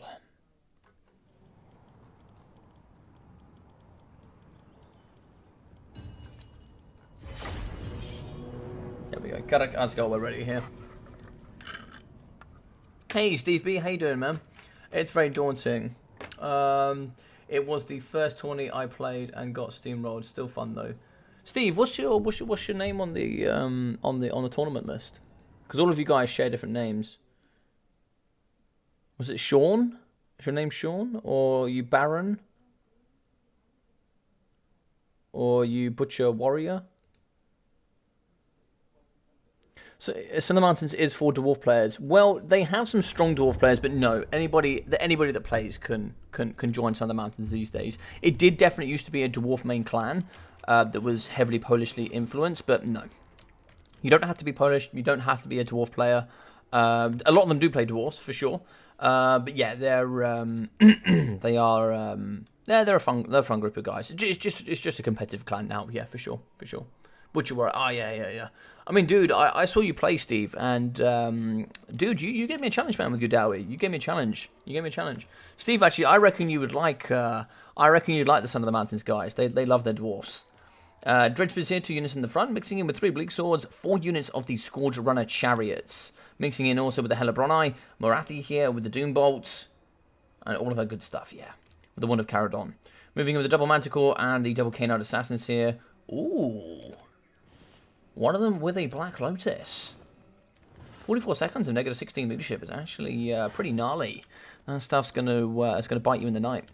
So, 3 units of the Ungol Spearmen, moving in with the Gore Herds as well. Moving in with the double of the Centaurs and a unit of the Tuskor Chariots. Now, for my personal opinion, I think having Chariots running together is a little bit better. Or on a mass point of view, you can certainly push through units a little bit better. So having both of your Tuskors together is quite nice. But heavily armoured, with lots of armor piercing and anti-infantry. More Centaurs, which of course come with their Rowdy ability.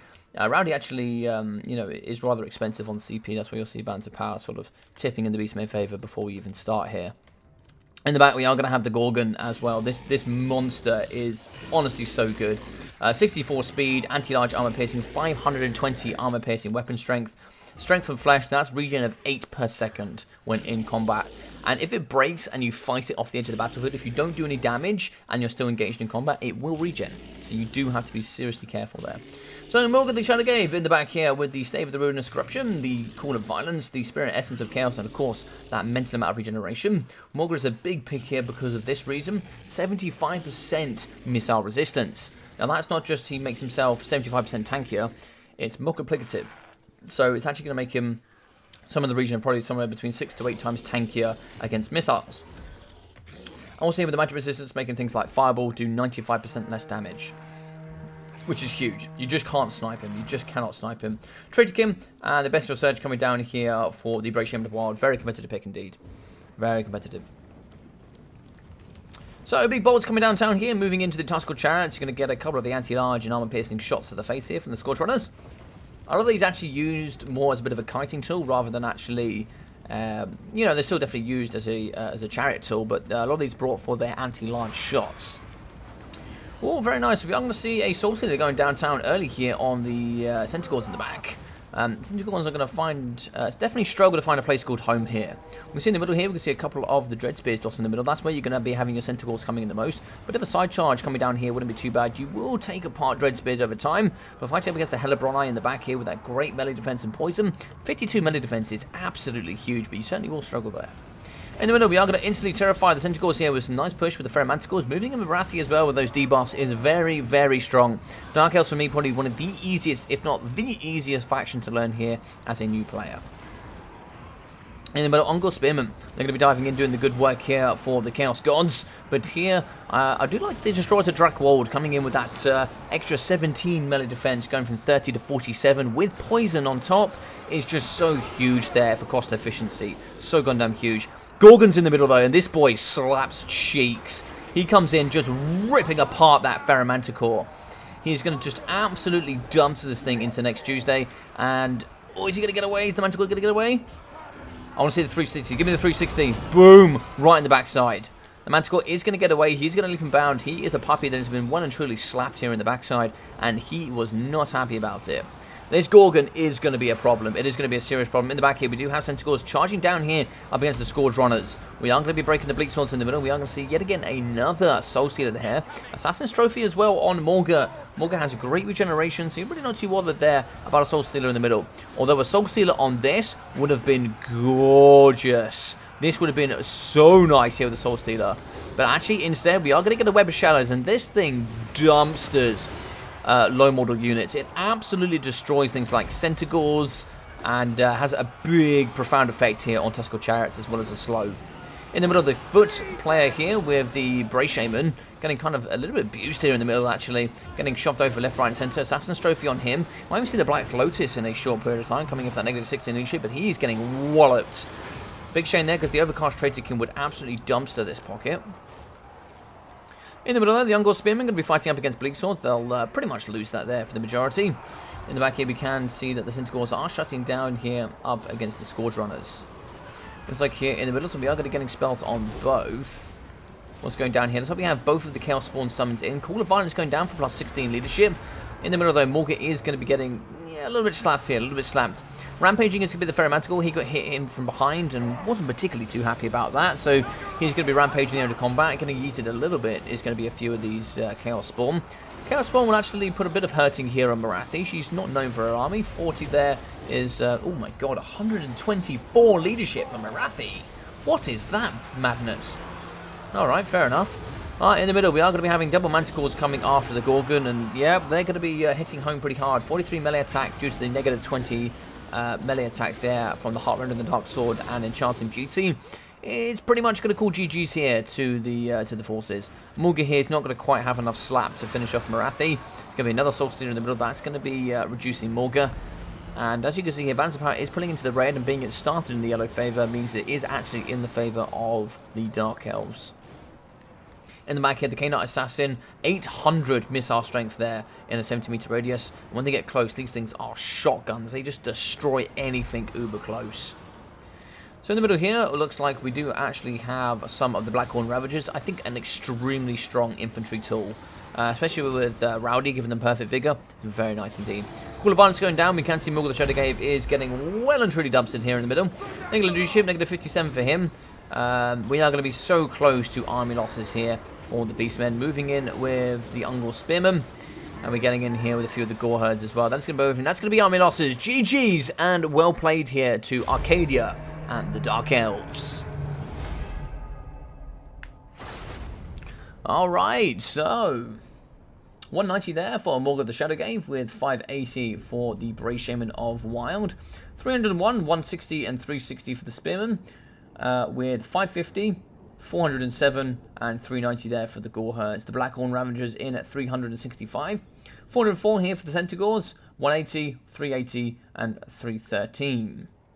477, 226 there for the Tuscle Chariots, with 1,350 there for the Gorgon. So Morathi, 2,500 for her. You know, she does Morathi things. You know, Morathi definitely jumps Dark Elves up a tier or two. I'm even considering saying Dark Elves are an A-tier faction at the moment. I just think they're incredibly strong. 930 with 650 there for the K-Knights Assassins. 124, 150 with 130 there for the Bleak Swords. 500, 300 and 556 there for the Hellebron Bro, with 1,000 in for the Scourge Runner, 800, 650 and 1,100 for the Scourge Runners, with 750 and 1,000 there for the Ferromanticores. Yeah, very strong. Very, very strong. I don't really like the Beastmen versus DE matchup.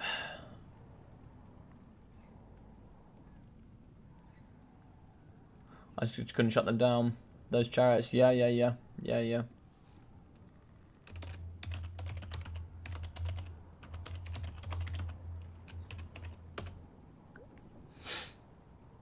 is a tough one for the Beastmen. It's a tough one. GG's, yeah, GG's indeed. Ice Power really popularised the Morathi Double Manticore build. Everybody brings it nowadays.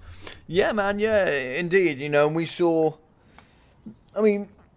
He's an exceptional player that certainly revolutionised Dark Elves, and the same could be said for you know, Helm and Gorst here when it came down to Vampire Counts, right? Where we saw a lot of people come in and started using you know, the chariots with Helm and Gorst, bringing in all those. I mean, admittedly, it was a lot of it because you know, the AOEs were bugged. But, you know, we certainly saw the power that you can build. Hey, Caradoc, how are we, my friend? How are we? Welcome, how are we? Caradoc, can you do me a favour? I don't know if you can see it. There was somebody speaking in Russian above, and I'm not sure what they said. If you could translate that for me, that would be huge, and let me know what they said. But if not, no worries. Scourge Runners should be focusing on the Gorgon. Scourge Runners just kind of need to deal once they dealt with kind of the mobility, then there's nothing that the other player can do.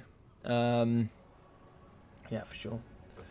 So VC ban High Elves and Dawi. Now the Dark Elves have been utilised here.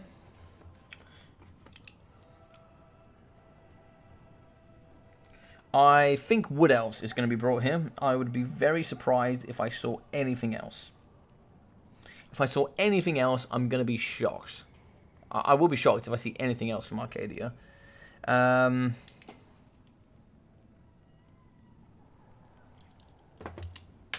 I still think it is probably their. I think it's a really. I think it is a terrible matchup for them.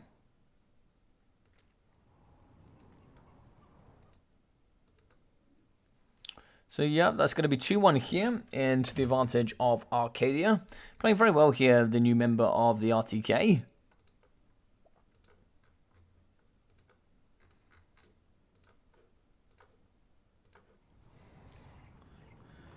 Do VC still suffer for all else? Yeah, 100%. Yeah, straight up, Bender Mummin, yeah. Just a self-advertisement, probably some small channel. Oh, right, okay. Thanks, Caradoc. Okay. Oh, okay. Well, I'm gonna so there was a bit of an issue the other day with Caradoc with another. You feel free to ban it. Yeah, I just did, man. There was a bit of an issue the other day where another Russian content creator stole somebody else's content, and I was yeah, just want to make sure that doesn't happen here. So let's make sure that doesn't happen again. But yeah, thank you very much. Thank you very much, man. I appreciate that. But how you doing, Caradoc? How you feeling? I know you've been away for a small while. How you doing? Have you managed to get some more games back in? Nice to see you coming back in. I'd like to get another Battlemania going before we get into Warhammer 3. I'm going to be finishing and tying off this one next week. I'm actually going to be putting out the final. I'm doing the maths for it tonight, so I can work out where people are.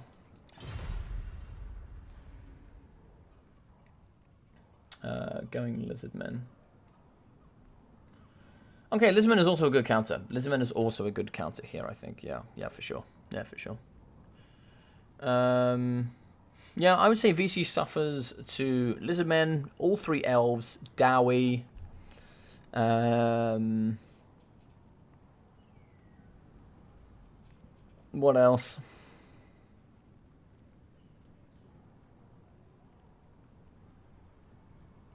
I don't think it suffers to Bretonia, but I think Bretonia does quite well there.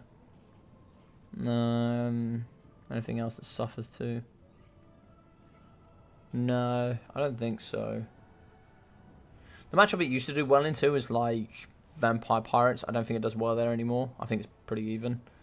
Tomb Kings it does well against. Does well against. What else does it do well against? Does well against Empire, I guess, still as well. I think it trades evenly with Chaos, actually. I think like there's been some really good Chaos builds that I've seen, like really good ones in like private match that I've seen that are really strong. If you bring certain elements, it's really hard to deal with Chaos sometimes as the forces of the undead. Yeah, there's some really key elements you can bring for sure.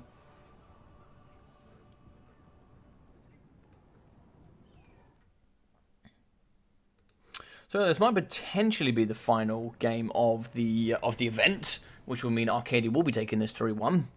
All right, so looks like I got some support. The people are believing in me. I think the VC matchup really depends on the skill of the VC player. 100%, Zypher, 100%. I feel like Wood Elves and Vampire Count, especially shown by the stats. For those that don't know, on my Discord as well, if you're not there, there is a section called the Shortbeard Stats. Which down below, if you go towards the Shortbeard section under Leagues, you actually see Shortbeard Stats. And there I've made, these are all made by me, by the way. So these stats here kind of go over Season 1, Season 2, and it's combined Season 1 and Season 2. And then I'm kind of putting Season 1, 2, and 3 together. So it'll be Season 3 separately, and then Season 1, 2, and 3 together. And it kind of dissects how many games are played for a certain faction, how many wins, how many losses, percentage chance they were picked for newer players. Like, for example, Warriors of Chaos were brought 45 times out of about 400 games. They had a great win rate, so 58% win rate, which is, yeah, it's pretty strong. It's pretty strong. Skaven, you can't really say it. There's some of these don't have enough results to be what I call statistically significant. Like, for example, 11 games to Skaven out of 400 for me is not enough to call that a good result. Right? They have a 63% win rate, but they've only played 11 games, so. You know, with so few games, like, percentage is going to be much highly influenced between 1 win and 1 loss. What else is quite nice? Lizardmen actually saw at a lower level, actually saw quite a low win percentage. 45% overall from 60 games. Dwarves was quite good. 18 wins, 11 losses for 29 games. 62% win rate. Dark Elves, 60% win rate. And it was pretty flat over both seasons. It was 60% on both seasons. It's one of the most consistent. 61.5 for the first season, and then 60% on season 2. So it's a very, very consistent faction for sure. Yeah, indeed. Hey, Bowmore, what's up, my friend? What's up? Actually, to get in contact with you, I've got some names. I've got some names for next Monday. Got some names for next Monday. What is Shortbeard, mate? So, hey, Knighthood, how you doing? So, for those, I did go for it a little bit earlier, but just a quick overview.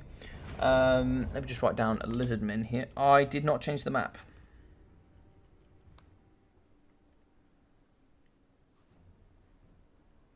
Got a bunch going on here. Oh, what am I doing?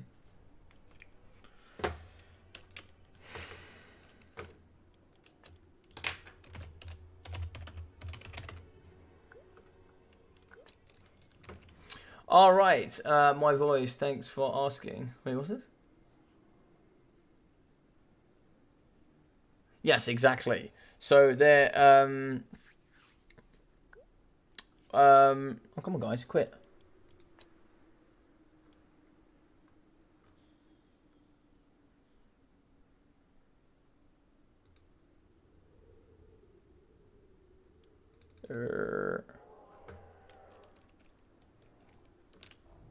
Alright, let's start playing on the same map. Okay, cool. Alright, I don't mind. Yeah, so juicy logic. Yes, I've got 5 players for you. I'm assuming we're keeping it at 5 max Bowmore, but we'll talk about that. But yeah, essentially, Knighthood, the Shortbeard League is a league that is specifically designed for new players. It's a league and a tournament. So today you're seeing the tournament element. So the tournament elements where all the Shortbeards together of whatever level come together and play in just a mass tournament to give you guys tournament experience, so you can know how to integrate challenge with Discord, and you can kind of work your way around how tournaments work. So it gives you some exposure to tournaments where you have 5, 6, 7 of us on call here in the Discord with myself and the other guys, where we can help you kind of, you know, do the tournament, essentially assist you with whatever it is you need to do. Let's very quickly go over the builds, and then we'll jump into a little bit more of it. So in the front, Skin Cohorts, mixing with the double Temper Guard, yeah, pretty strong. Star Chamber Guardians, yeah, mixing in with the double Obsidian Arca Sotek. Nicely upgraded here for the new abilities. They are extremely good. Skin Coracle, Earthblood, as well as Harmonic Convergence. Perfect Vigor with Earthblood. Perfect Vigor is going to come in for Nakai the Wanderer. Absolute Chad here with the Golden Tributes. We are going to be having Croak Daddy Croak here with the Deliverance of Itzel. So, for the side here of the Undead, we are going to see zombies, mixing in with Skeleton Spearmen, Graveguard Great Weapons, Sternsman, Graveguard. I don't think there's enough Graveguard Great Weapons here, but we'll see. Heinrich Killer coming in, I'm sure, with the Lord of Undead. Lord of Undeath with the Krell Summon, Cloak of Mist and Shadows, Undeath Resurgence, Raise the Dead, Gaze of Nagash, Invocation, and the Chaos Tombblade for that regen.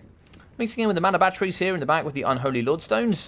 It's like here in the front as well, we are going to have a second Unholy Lordstone. I don't think you can have 2 of those, I don't believe. I believe you can only have 1 of those. I could be wrong. My VC knowledge is minimal. In the middle there, we are going to have the double White Kings with the Scab Scraps to remove all this nice cheap infantry. But yeah, we'll talk here. Yeah, Knighthood, feel free. I'll Croak. I know, man. Croak's cool. Croak can actually be really good in this matchup. You would be surprised. Does he come with his mask? He does. So, a nice thing as well, because VC really suffer with melee attack. Melee stats in general, something they suffer with. So they are going to have negative 10 melee attack in a 55-meter radius, which is actually kind of low-key huge. He's, of course, unbreakable. Greater Arcane Conduit as well, which is actually going to give good mana return as well. Skink Oracle on the back, he's going to be thwapping here in the front. What's he going after, though, is the question. He's actually going to be slapping into Heinrich Keller. Now, thank God these things have been fixed, because they were, like, beyond bugged before. These things were like that. These things would have just, like, killed Heinrich Keller. Because you get a launch of 889 anti-large, armor-piercing, and poison shots that would do a double fire here into the front up against Heinrich. It was disgusting. So Heinrich will be taking somewhere in the region of about 2,000 damage in kind of like one volley. It was vile. We're in the front here using the Arcosotic ability. This is going to be the brand new abilities here that are kind of getting through. Look at this. It's so nice to see. But it destroys infantry. It destroys infantry. Corel summon in the front. He's going to be fighting here up against Lord Croak. He only has 1200 defense and a fire weakness. As he is going to be undead, of course. In the back here, Heinrich Keller, he's going to be down to 2,200 health. Invocation might be utilised here. He could really do with kind of getting in the front there and just fighting in combat. The stats here of the Skink Oracle are not that great. Yeah, he's going to get another hit to the face there, down to 1.5k for him. And here in the front, we are seeing the Star Chamber Guardians. We have double Blood Knights in the back. They're going to do some great anti-large pressure. Getting them in and around on top of the Skink Oracle could be the way to go. But this damage here, I felt, could have been negated from Heinrich Keller. Yeah, fine, he can kind of like heal himself up, but I don't think it was necessary. In the middle, though, we do see the double Unholy Corpse cards. One there is getting butchered a little bit in the middle. These are actually way more important than I think people give them like kind of justification for. No, I think it's going to be a nice case of the gash. It is overcast, so it's going to do a little bit of damage here. Heinrich Keller, you see the Cloak of Mist and Shadows going down. 60% physical resistance and Strider, plus giving that magic attack. So that's going to give him a bucketload of physical resistance. We are going to be having Krell in the back here, giving a bit of thump here up against Croak. Croak down here does need some work here. Maybe Deliverance of Itzel here, kind of in this middle pocket, could be quite nice. But I don't know how that's going to really do here up against Blood Knights. Krell is getting thumped on. So he's going to use the Undead spell there, giving the 16 melee defense. No, 24 melee defense, 16 leadership. Sorry, the ability, I should say. Blood Knights are kind of wrapping their chops around Croak here. Croak is not having a great time, I'll be honest. But Croak had some good splash damage. He definitely has some good splash damage. But he's not going to do too much against Blood Knights. I think he has something absurd here. 450 weapon strength is, kind of absurd here. So in the middle, we are going to see Nakai the Wanderer just doing Nakai things here in the middle. Just kind of, yeeting about there with his... look at that. Look at that. He's just skipping. He's just a happy Coxagore, doing happy Coxagore things. So we're going to see the magical halberds here, just kind of ripping through the infantry line of the Graveguard. Graveguard with the anti-infantry armor piercing here with those great weapons. Certainly do some nice work there in the front. Silver Shield as well, if they don't come in here with the great weapons, can also be quite beneficial in this matchup sometimes. Blood Knight's going to be kind of thumping in the middle up against the Bastiladons. Bastiladons coming in with that ability can certainly do kind of a good bit of damage here. Even up against Blood Knights, they can do some good tick damage over time. In the back, though, there's kind of no pressure here going on Heinrich Keller. We are going to get out here with the Skink Oracle. We are going to chase with the Blood Knights, but we do have 75 speed. He is going to break. Blood Knights have 70 speed, but oh, they're going to let him go there. Very interesting. If you let him go, you could certainly see an Earthbladder with a few thaps here in the back on top of Heinrich. That could certainly do some good business if we wrap round the side. So it looks like here in the middle. Let's see what's going downtown. We are going to be having Blood Knights in at 17 models. Of course, a lot of invocations have been used here on Heinrich, and not really too much on the horses. Overcaster in the middle, we're doing quite nice to heal up, but of course, if we keep them near the Unholy Lodestone, we can certainly get some good healing. Heinrich is going to be healing thanks to the Chaos Tombblade, so we might be getting a Gaze in the Gash downtown. Gaze in the Gash actually hits a lot of his own horses, but we are going to charge the back here on the Skink Oracle. He is going to get a yeet through, but he is going to break. Earthblood's not going to be enough to keep him alive. 12 leadership going to -3. Blood Knights here are going to bring in combat, and they do get that charge bonus for the leadership, so they are going to sustain there and hold quite nicely. Spears falling, Undeath Resurgence going on there, good leadership and melee defense buffs. Arcosotecs are just doing the incredible work here of the old ones. We can see sort of 59 kills here, 1,600 damage, and the other one here is going to be on 1,600 as well. In the back there, we do see Nakai going hand to hand here up against the White King. And the White King gets a hit, but we're now going to be skipping in the back. We're now going to thump straight into the flank of Heinrich Keller. The Cloak of Mist and Shadow is going down. I'm going to give that physical resistance buff. Another Archosotic ability there in the back with the Bastiladon. And it looks like here in the back, did we lose? We did lose the hero, so that is going to fall. But you can see here, Krell is really suffering. We have a very healthy Nakai. Balance of Power is going to be in the favour of the Lizardmen. Heinrich Keller needs to get out of the 880 health for him. I don't really have too much to pressure him off. Scab Strife coming through up against the Temple Guard. Good melee defense for the Temple Guard. 38 will hold pretty strong. And 48 here for the Star Chambers. Heinrich Keller is in a whole world of pain. That's going to be him going downtown. That's going to be him finished here. Kind of going back to the depths here from where he came. We can see negative 33 means no invocation for him. But he's not undead, so I don't know how he can use invocation on himself. Can he use invocation? Maybe. Maybe he's a rare tool that can use invocation on himself. Maybe he didn't. Maybe I just missed that. I'm not too sure. But yeah, Graveguard in the middle. 3 models left. They're still going to be fighting right to the bitter end. But here in the middle, we do actually get a summon of the zombies. And we can see here the Necromancer himself is going to be doing Necromancy no more here in the backside. Balance of Power hugely in the favour of the Lizardmen. We are going to see some leadership falling here apart for all of the zombies. The Unholy Corpse Guard, though, in the back here, the Unholy Lordstone is going to be doing all the good stuff. But I don't know if it's going to be enough here. We are going to be falling apart. That is going to be army losses. GG's and well played to the Lizardmen. And Lord Croak here with the man, the myth, the daddy legend, which is known as Nakai. Hey, man. Hey there. When is Season 3 starting? So Season 3 has just finished. We'll be kicking off with Season 4 as of hopefully a week's time. Season 4 will start in a week's time. Star Chamber Guardians is so good against VC, never know how to deal with them. Dance Macabre with the Graveguard, great weapons. Gives plus 24 melee attack, and they're anti-infantry armor piercing, and they'll trade pretty effectively. That will do, yeah. Or you come in with a Vargolf and you just, you know, come in and cycle charts and slap some cheeks. But yes, 2,150 here for Nakai the Wanderer, 64 kills for him, 450 there for Lord Croak, with 2,024 for the Skink Oracle, 230 there for the Skink Cohorts with 813, 812 for the Temple Guard, and 2,400 for the Star Chamber Guardians. In 2,260 for the Bastiladon Archosotak, 2,200 for the Bastiladon as well. Now, somewhere you would have suffered here, you definitely would have suffered at the hands of maybe some ethereal units. We did have Lord Croak for a bit of magic damage, but if, you know, he went down pretty early doors. If you took care of him, there was not a lot here you could do against ethereal units. You certainly would have struggled there. 1.3 here for Heinrich Keller. We would have got 540, 240 there for the White Kings, with 53, 83, and 94 there for the zombies. 78, 10, 160, 193 there for the Skeleton Spearmen, 940 and 1077 for the Graveguard. Great weapons. 420 for the Sternsman, with 1400 and 2100 for the Blood Knights, with 0 there and 4 for the Unholy Corpse Cart. I don't know if you can take 2 of those.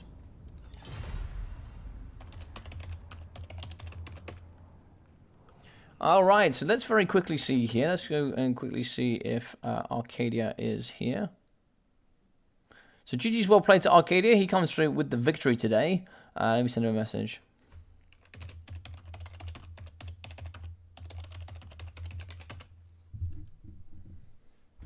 Let's get a change there on the scoreboard. Might get a quick interview with him and see what he thought there about today's event. See what he thought about that final best of 5.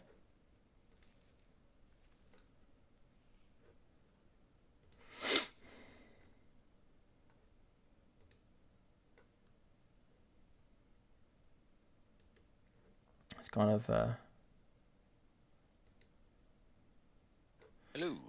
Hey Arcadia, how you doing, man? Hey, I'm good, man. I'm good. Thanks for hosting. That was fun.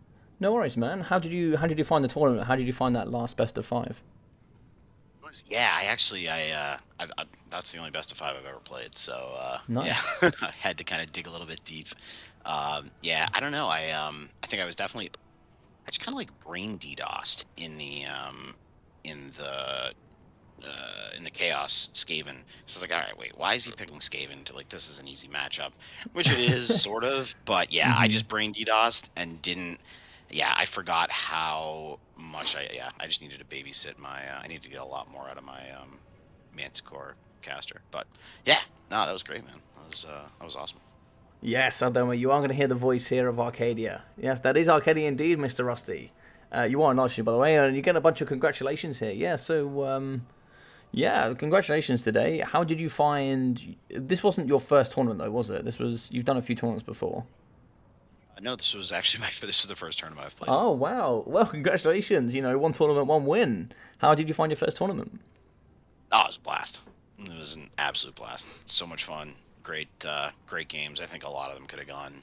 A lot of them could have gone either way, kind of all throughout it. So yeah, really happy that a lot of people showed up. We had a lot of awesome games. Yeah, it was some really awesome games. We had some great games from both semi-finals and the final. They, of a best of 5, still going to 4 games. Yeah, it was really close between you guys, I think. Oh, absolutely. Yeah, I'm looking forward to playing more with Philox in the future.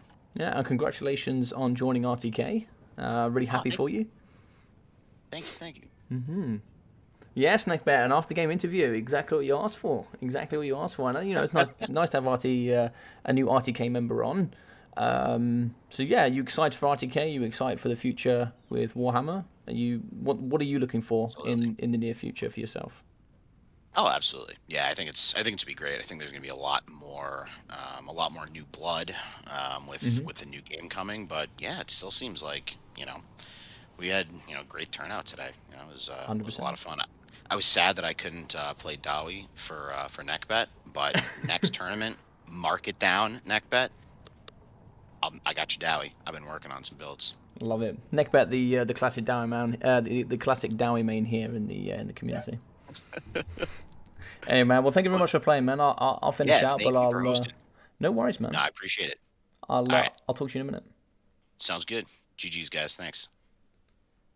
Well, awesome there to see Arcadia really stepping through. He is a brand new player in the community. I think got recommended by Human Boy to come join with the Shortbeard League.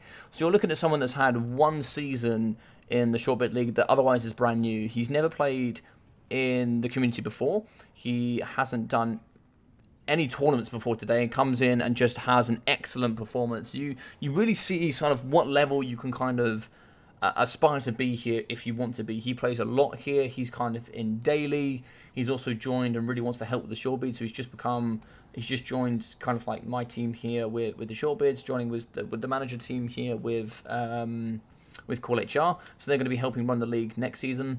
So if you guys do want to get involved, it's something I'll explain a little bit more here to finish off. The Shortbeard League is designed for you guys to get experience as new players. You'll play up against me and some of the other mods with the managers as well. We'll assess your level. You'll join a league of any of the 5, starting at the bottom with the Urkra Miners, then the Warriors of Dragonfire Pass, Peak Gate Guard, Grumbling Guard, Peak Gate Guard, and then Norgrimlings at the top.